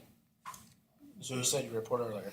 Right, yeah, So, but we're not paying anything, but we're also generating funds those 3 months at the same 9% increase that we did the 3 months before. So you're still gonna see an increase in what we're making over that 9%, the 9%. which is the same income that you made the 3 months before. The 9% doesn't generate $2 million in 3 months. It generates $2 million in 9 months. Okay. So even better, that covers even more of your spread because you got the 3 months in between, we're not paying anything. You're still missing you're still missing the other You're still missing From the where? million. For what? Because we're paying that. We're gonna be paying that in that amount of time. spring. We're still You're gonna make, missing a $1.6 million. $3.6 million is what the estimate is that we're gonna end up paying extra.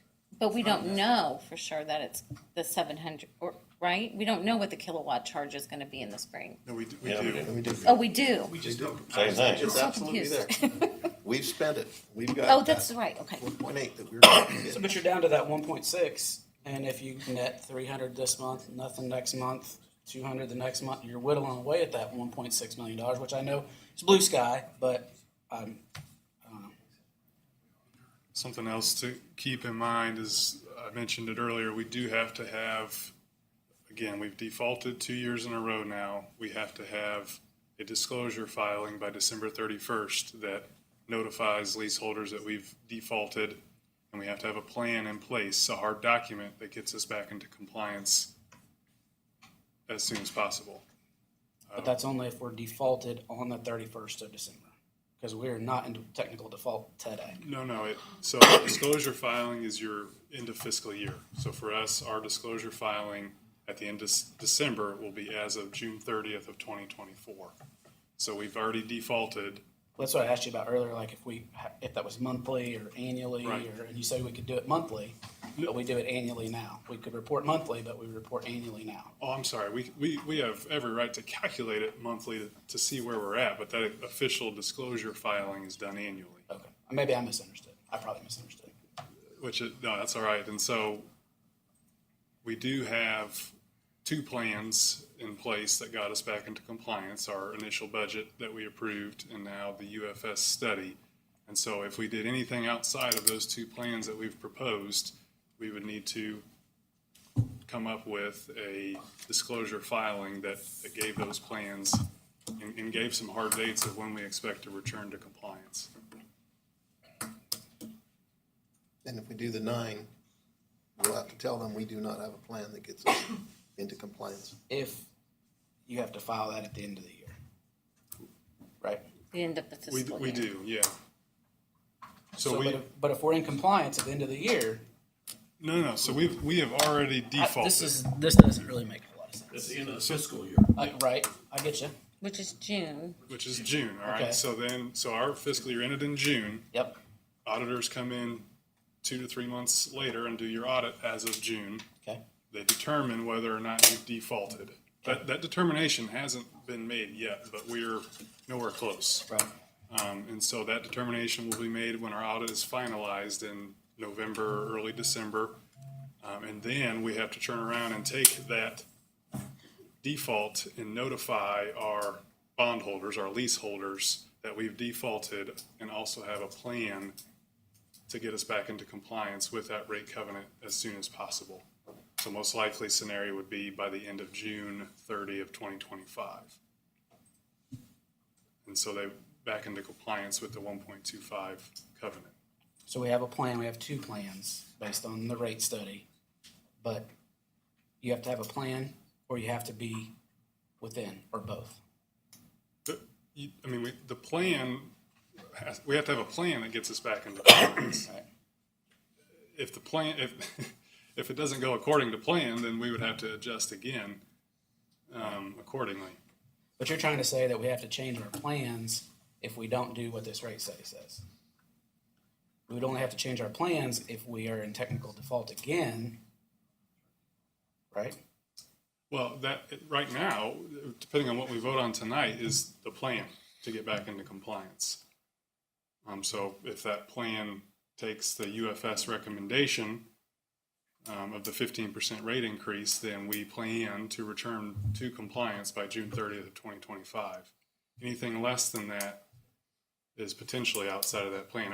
We would have to come up with a new plan, which if we just use the 9%, there would be no plan to get back into compliance. What would be the potential risk of that? Yeah, so if, right now, we are every day in risk, having defaulted at least once officially, of two things. I mentioned this at our last meeting. One, technically they could seize the collateral that we've put up with that lease and seize the assets. The more likely scenario, due to the cash reserves that we do have and our ability to pay our debt service annually in the near term, the more likely scenario is they would hire their own legal counsel or outside counsel to come in and do essentially a rate study and mandate a rate track that we would have no question over that returned us to compliance with that rate covenant. That rate study that was performed would be at our cost. Additionally, it would likely come with a renewal of our bond rating, which in the electric fund is at an A- right now. Obviously, any renewal would likely drop that bond rating for us in the electric fund. And cause problems for any future borrowing. And do I remember you or someone telling me that also affects the city? It very well could. Okay. That would be an Ethan question. What's that, as we go get loans, the city has to sign off on it. And so it would have an impact there. We are an enterprise fund of the city.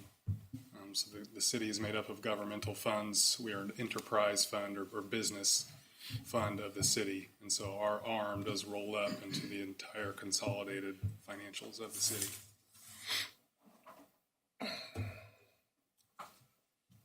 One of the things that's really difficult for people to understand is that the city is operated by taxes, but the city happens to own 3 businesses that have to operate and have to pay for themselves.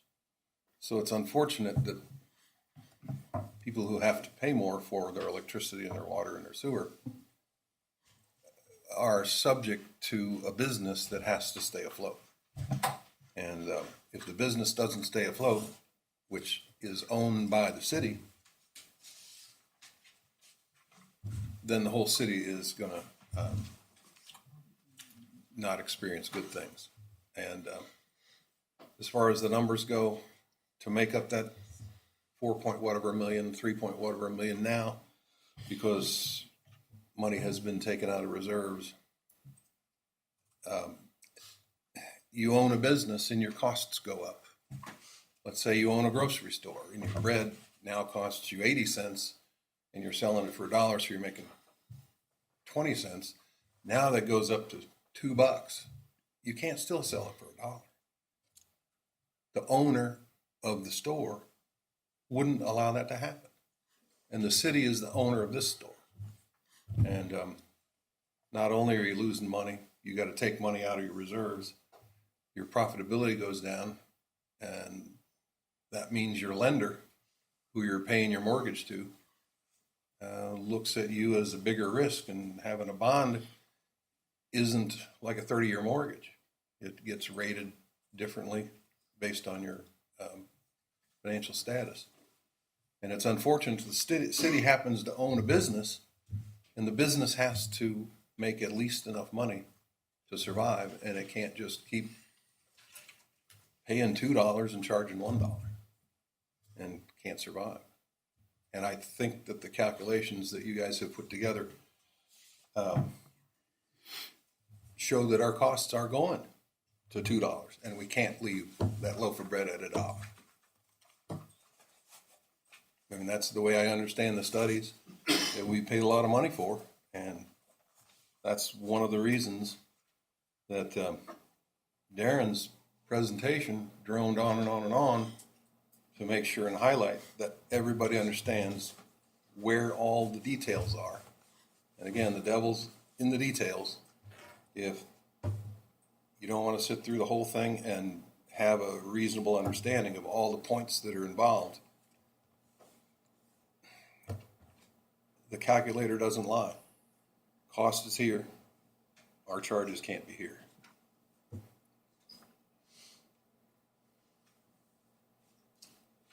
It'd sure be nice if they could be there. You know, I wish new mortgages didn't cost 7.5%. I wish they were back 5 years ago, they were 2%. I wish the average house wasn't 375,000 and 4 years ago it was 120,000. I'm not trying to be smug at all. It's just, that's what happens. That's what's happening.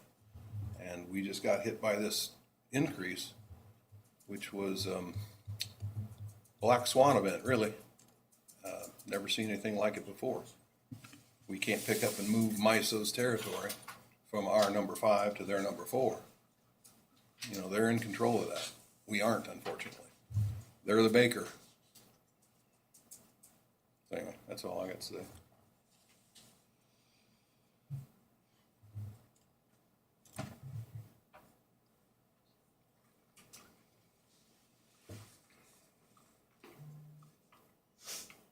Yeah, I've used this comparison maybe before, but yeah, if you owned a small business and your number one input cost, say you were selling windows and you bought your windows at an auction, and all the windows were the same, and the auctioneer sold them for an average of $27, but one window that was the exact same was being sold for $719, you would laugh in his face. And that's exactly what's happened. I mean, it's completely asinine. I mean, there's way more that goes into it, and it's very, very complex. But that's the situation we're in with our capacity.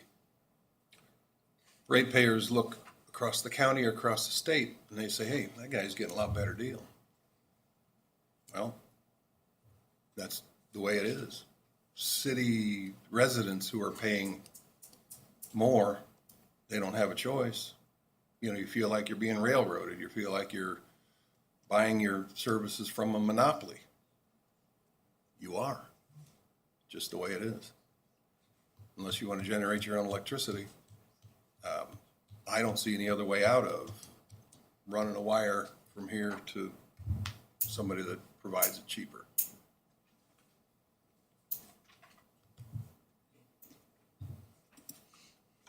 So we're the store, the city is the store, and we own the store, and we have costs. And we got to figure out where to price our loaf of bread so that we don't go out of business in 2 months. Anyway, I said I was done, and I keep going on. I keep hearing Darren say make whole. So I've really been up in the air about this, but when I hear make whole, we're not going to make any money. He means remain at the same profitability. We're not remain at the same profitability. Yeah. I'm putting words in your mouth, but I think that's what you meant. Well, and what's that ratio that we keep talking about is a revenue to debt ratio. So we have to have the revenue greater than that debt. And so it has to be that ratio of 1.25.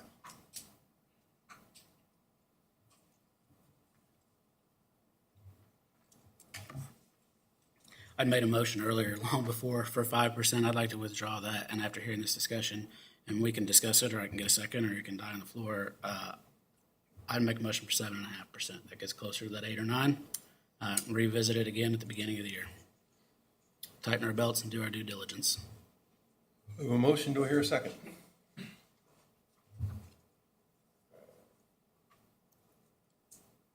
Do I have any other motions?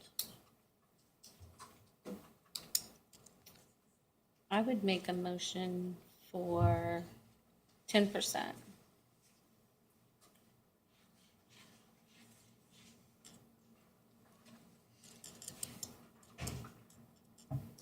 Any discussion? Can I just ask? Any leeway between that? Can we meet in the middle between 7.5 and 10? Somewhere around 8 or 8.5? If we're already not going to hit what the number is anyway, we're already going to have to revisit it. Let's lessen the blow to today and then revisit it at the beginning of the year.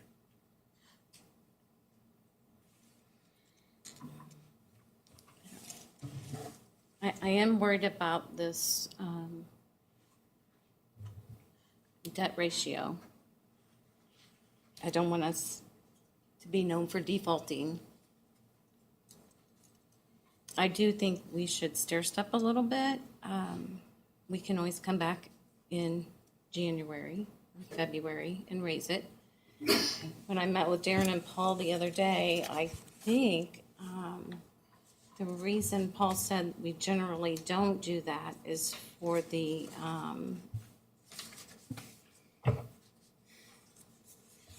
industrial reasons, so that they can go ahead and get their budgets aligned.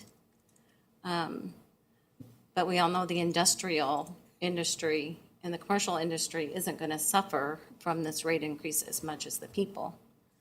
So I feel like we should start small. We can still raise it to be in compliance by the end of the year, but if we just raise it enough now to get people adjusted, knowing we're gonna have to come back and raise it, and it's only gonna hurt the industrial, is that correct? Is that what you told me, industrial and commercial?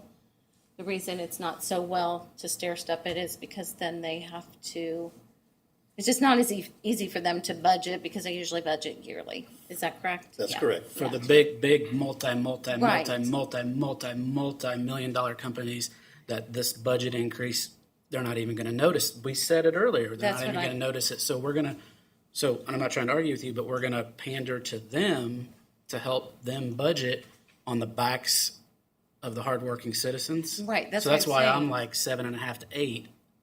I understand what he's saying as far as, that increase, but if we're gonna stair step it, and we're gonna look at it again anyway, let's lessen the blow.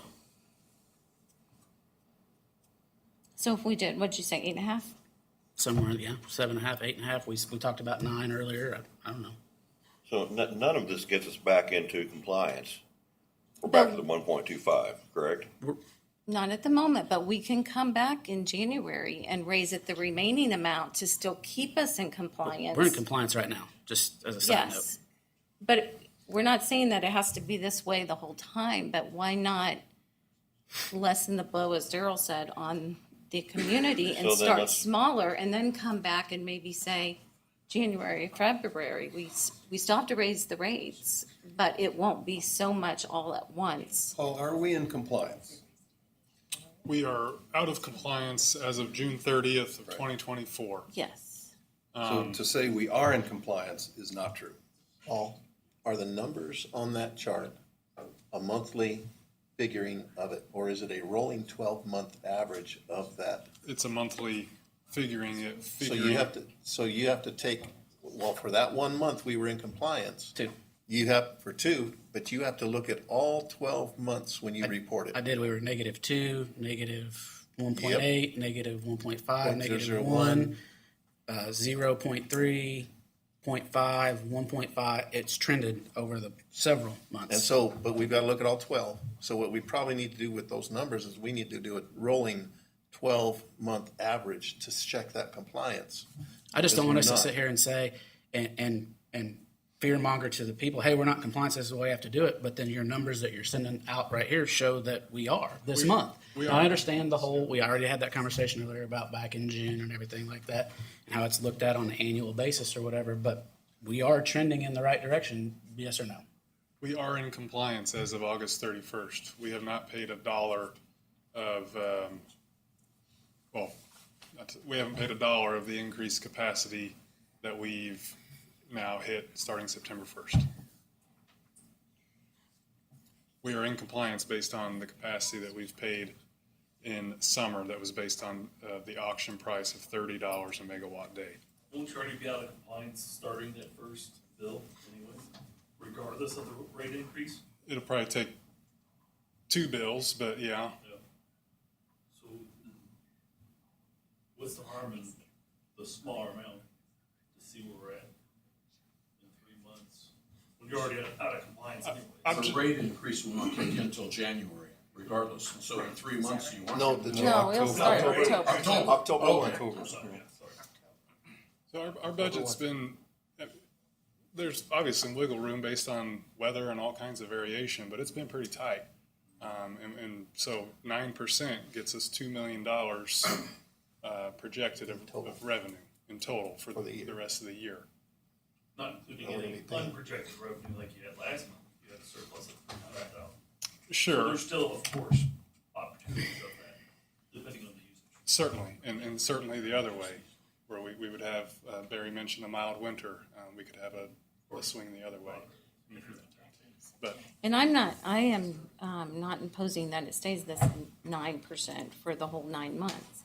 But I think a stair-step approach is a better way to go. So if we raise it now to whatever we agree upon, and then raise it again, it isn't gonna hurt anybody. It's a little bit more work for us, a little bit more work for the big guys, but it's a tremendous amount of help for the little guys.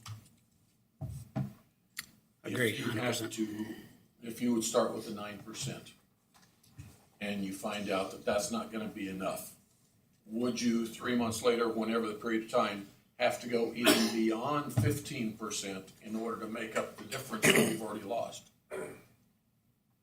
You're only at 9%, you're collecting 60% of the need. So that other 40% is gonna have to be transferred above and beyond to make up the difference from previous. Would it have to be transferred even if we come back in January and raise it I believe the we other will. 40%? So there will be additional money it will cost? Could be. How Because- could it be if you No, it's- already know it's that still what the rate is? Again, we know that it's gonna be an additional 3.8 million. Right, so if So we how raise do it we now make and it- stair step it, where would the additional cost come in?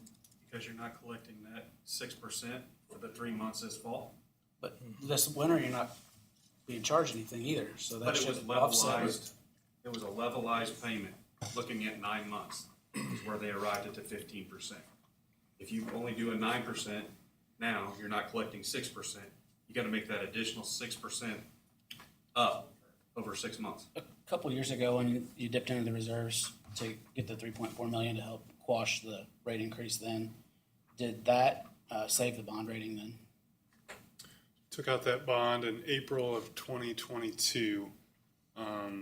So our first fiscal year wouldn't have started until July 1st of 2022. Okay, so my question is, if we do the stair step that we're talking about now, and we get towards the end of the year and we're short 1.6 million, I think we threw that number around earlier or whatever, and the board decides to take that out of the reserves to cover this unprecedented deal, where's that put us at? Right, no, you can't use reserve money to meet your rate covenant because it's a calculation of net revenues.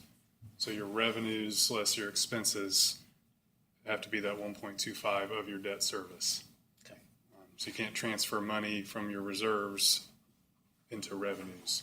We can certainly make our debt service payment with reserves, no problem, but it doesn't go into that rate covenant or that debt service coverage calculation. Good to know, that's what I need to know.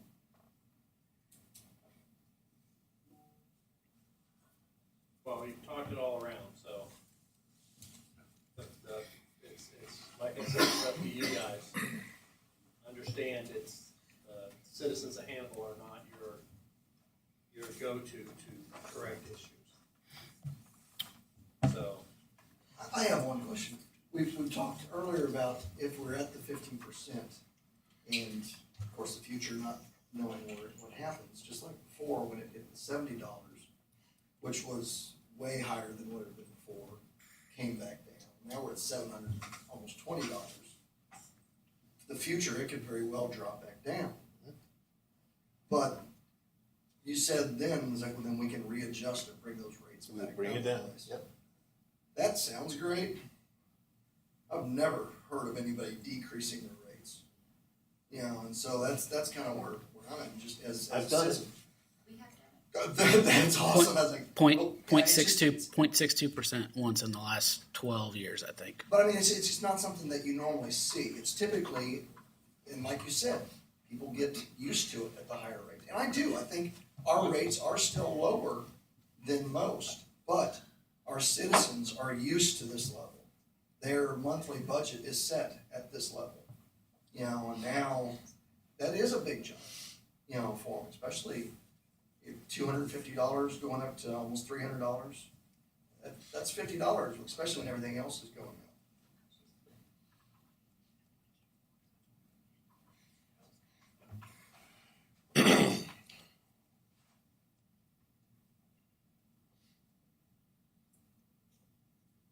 We never heard a second to her 10.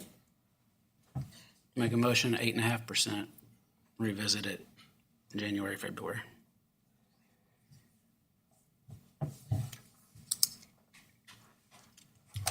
The grocery store scenario, the grocery store has to buy their loaf of bread and they know they have to buy it for the next 9 months at $2. We should now just charge $1 and lose $1 on every loaf. Or charge $1.25 and lose 75 cents on every loaf. That's what we know it's going to cost. It's a little bit different, really. I mean, you can go without bread. You can go without electricity, water, and lights.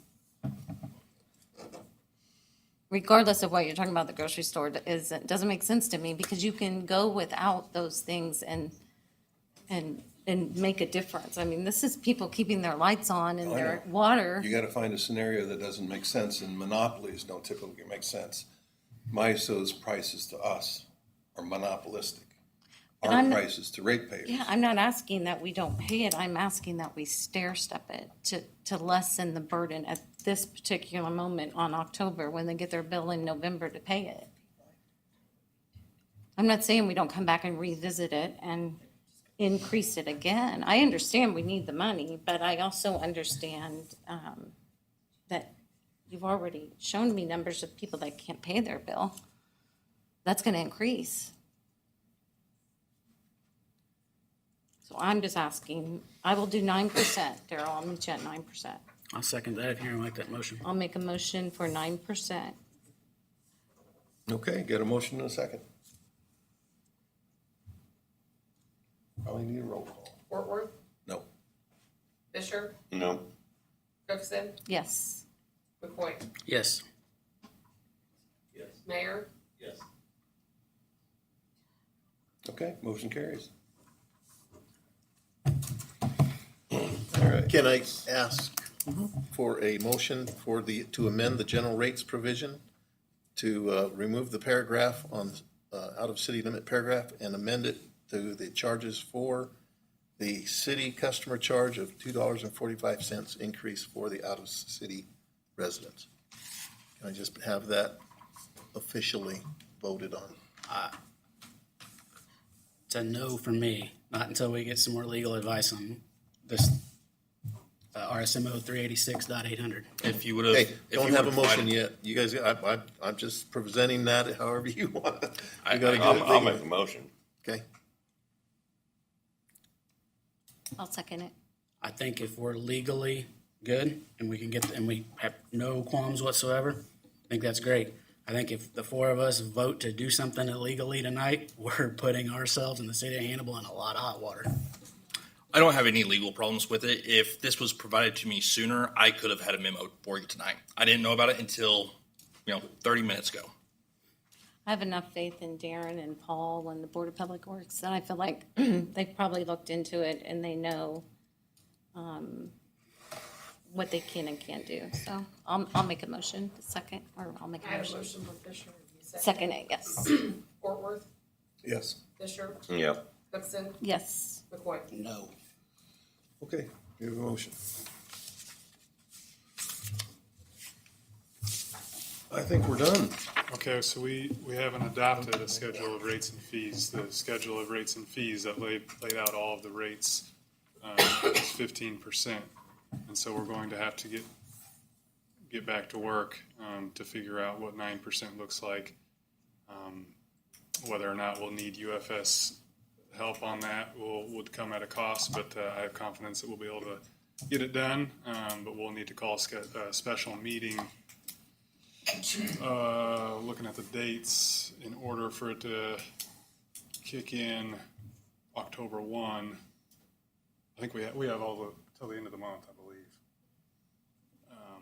So we'll have to call a special meeting. We should probably go ahead and get that scheduled so that we can actually adopt a schedule of rates and fees. What do you feel like your turnaround time is, Paul, from getting word back on them on a calculation?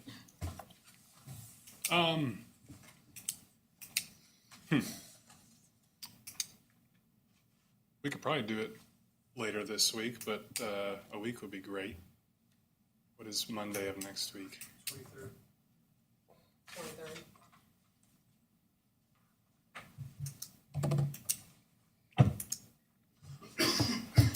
23rd's good for me. How about you? I won't be here, but you can do it without me. That's all right. Mm-hmm. Yeah. 23rd good? Yeah, it's fine with me. Yeah, I'll make it work. Okay, yeah, if you could. Regular meeting times? What time? 23rd, regular 4 o'clock, is that good? I don't think we'll have to do a rate hearing because it's decreasing. I don't know, we'll have to look into that. We should probably do one anyways. So go ahead and do a I rate would hearing. do a 4 o'clock It'll be rate hearing. Immediately followed by Immediate followed by a special meeting. Oh, the same day. Yeah. Yes. Mm-hmm. Then you've got your 14 days. Your 14 days. Yeah, so first billing cycle in October is 4th. I'm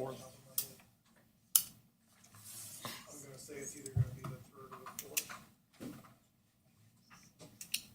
know. It may be. If we're gonna do a rate hearing for the public, can we do 5:30 again? We had a room full versus our 4 o'clock meeting tonight is the city council and the employees of the Board of Public Works. I don't see anybody from the city up, aside from Councilman Cohen's wife. I apologize. Oh, yeah. If we're just gonna do, if we're gonna do the rate hearing for the public, I think 5:30 gave people ample Yeah, that time to makes come sense. here. I like that It idea. won't take, we're decreasing it. It shouldn't take very long at all, and then we can adopt it and be done. So now we got the timing of the So that rate hearing, less than 15, but no more that than 30. rate change that we adopt has to be 15 days before the rate.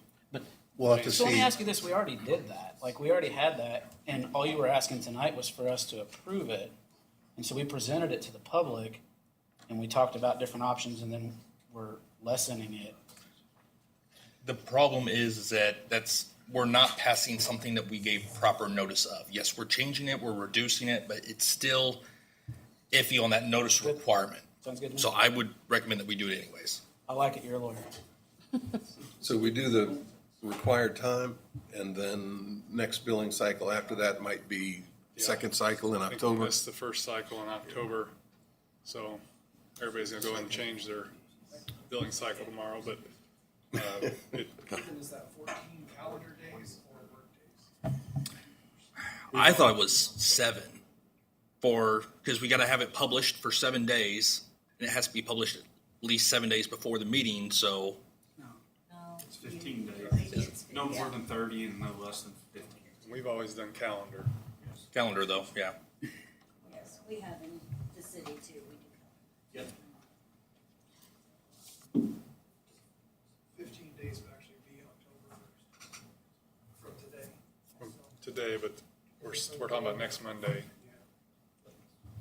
Move it to anything past the 8th. A few more minutes, can you get one that out? You want to finish it?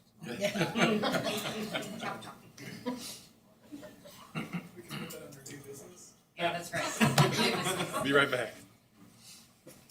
So plan on the 23rd, starting at 5:30. Have a rate hearing at that point in time. Whatever question, have it presented, and then go right into the meeting and for its approval, if that's what the board approves. Well, you could do it on the 30th, Monday the 30th, as a public hearing, and then right after that, go into your board meeting and approve it, and then you're fine doing it on the 3rd of October.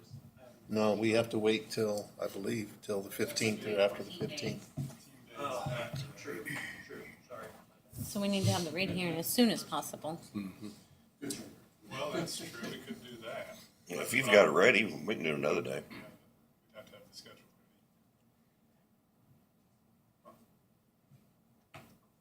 Do we have to set it right here and right now, or can Paul think about it tonight in the morning and then notify us and then publicly notify? That's the this direction is- of the board, we'll do that. Because if it makes sense for him to like wrap his head around it and figure out like, hey, maybe we can do it Friday and then it doesn't screw everything up, then It'd be let better us know. than saying yes and then having it be no later. We will get back to you with the time as quick as possible. You just notify the board when it works out for you guys. Yep. Paul, did you hear that? We're gonna figure this out later. We're not gonna do the calendaring right this moment, Okay. but we need to find out how quickly we can get that completed. Okay? Okay. Moving on to the next item is new business. Oh, we're not done? No. I'll be brief. I probably spoke way too much tonight anyway. I asked to be put on the agenda tonight for policies and procedures. As a new board member, I've been going through a lot of information. That this iPad has a lot of information in it between policies and procedures and things of that nature. I'll cut right to it. I would like to see the board form a policies and procedures committee of two of us, care who, to go through the policies and procedures from start to finish and look for any updates, look for any areas that we can save some money, anything that we would have any legal questions about, just kind of a top to bottom thing. I know that we had some HR policies that were just updated. I saw in the administrative meeting notes, things like that. The policy book, I don't have it. It's on here. I'm sure it's this thick.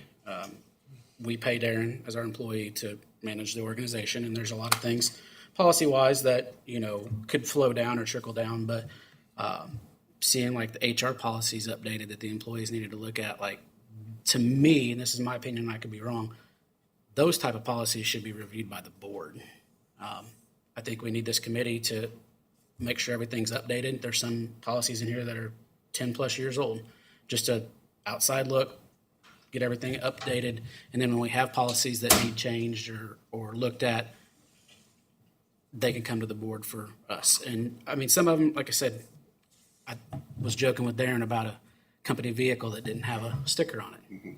That's in our policy, believe it or not. All vehicles owned by the board are supposed to have a plate and a sticker on it. It's mundane, who cares about a sticker? But it's things like that that we can clean up, make sure that we're following our policies and procedures from start to finish. But that's not a big deal. The HR policy stuff, I mean, there's things in there as far as like non-union leave, sick incentives, uniform policy. Some of those things involve time off and money. And when you're talking about stuff like that, my opinion, the board of directors should at least have a look at that before it trickles back down to the employees and things like that. So I said I wouldn't speak long. I'm not going to speak long. I would like to see us form a policies and procedures committee to take a look at everything and just kind of make sure that we're up to date on a lot of those things. Thoughts? I mean, I don't think it's a bad idea. I don't know. I'm not sure I agree with we have to approve everything. No, I'm not saying necessarily like from time to time approve everything, but if it involves, money, pay, benefits, things like that, like, and no offense to Darren or the administrative staff, but this board that's in charge of the public's money should, if it has to do with money, benefits, things like that, should have the final sign off on that. The day-to-day operating stuff, that's what we pay these guys for, Right, is to operate day-to-day. Aren't he and the staff way more qualified Yeah, that's than what, you and I? right, but that's to what they, set that stuff? yeah, but that's what they bring it to us to look at, and then if we have questions, then we rely on our staff. Why wouldn't I have questions? Because I don't know that stuff. To do that. Well, I mean, it just doesn't make sense for me, like, if you're running an organization to let, and this is gonna sound really bad, but to let the employees dictate policy, like what they're gonna get paid, what benefits they have, things of those, that's why there's a board of directors to oversight that. And I mean, if you're good seeing that, and saying, hey, I don't know, or I don't wanna research it or whatever, and I trust them, fine, rubber stamp it. But let everybody have an opportunity to review that before it's just. Can I just add that there's also a board policies, and that board policies describes what my duties are, my responsibilities, and yours, and how that relationship is. And I would invite that we look at that and make sure that we're not overstepping or breaking that policy. I think we should start with those policies. Good, yep. Because, yeah. Okay, so you are asking us sorry. Do we want, My mind is, Just to create a woo. policies and procedures committee to review the policies and procedures. This isn't gonna be a tomorrow thing. It's gonna take weeks and months more than likely. But just to go through there and make sure that maybe fiscal year 2025 at the beginning of it, all the policies are all signed off by the appropriate department heads and the board of directors on July 1st or January 1st or whatever. Go to the different department heads if we have questions about those policies, ask those, but just bring everything up to speed. From a legal standpoint, I think it's good to review those from time to time, and it keeps us out of trouble. So I'd be willing to help with that if anybody else wanted to join me, and if you guys don't think it's worthwhile, then we can move on and be done with the meeting. well, let's visit that after we look at the document that Darren was talking about. It might, the policy procedure committee may definitely be warranted. I'm not 100% sure. Okay, sounds good to me. Is that okay? Table it Yeah. till we review that document. Yeah, we'll talk about it next time we're together. Yeah, and I'll look that document up because I know I've been through it years ago. Yes, I have been too. Sounds good to me. I have not. I've never. It's seen it. worthwhile rereading it and for everybody's reason. Yep. On your Teams folder too, if you want to upload it. Pardon me? It's in the Teams folder, if you guys want to upload it. Okay. Okay, where else are we? Comments from the city attorney? I don't have anything. Any general discussion? If not, do I hear a motion to I'll make a adjourn? motion. And a second? All in favor? Aye. Oh, yeah, you guys gotta do that now. Yeah. Appreciate y'all coming, it's great.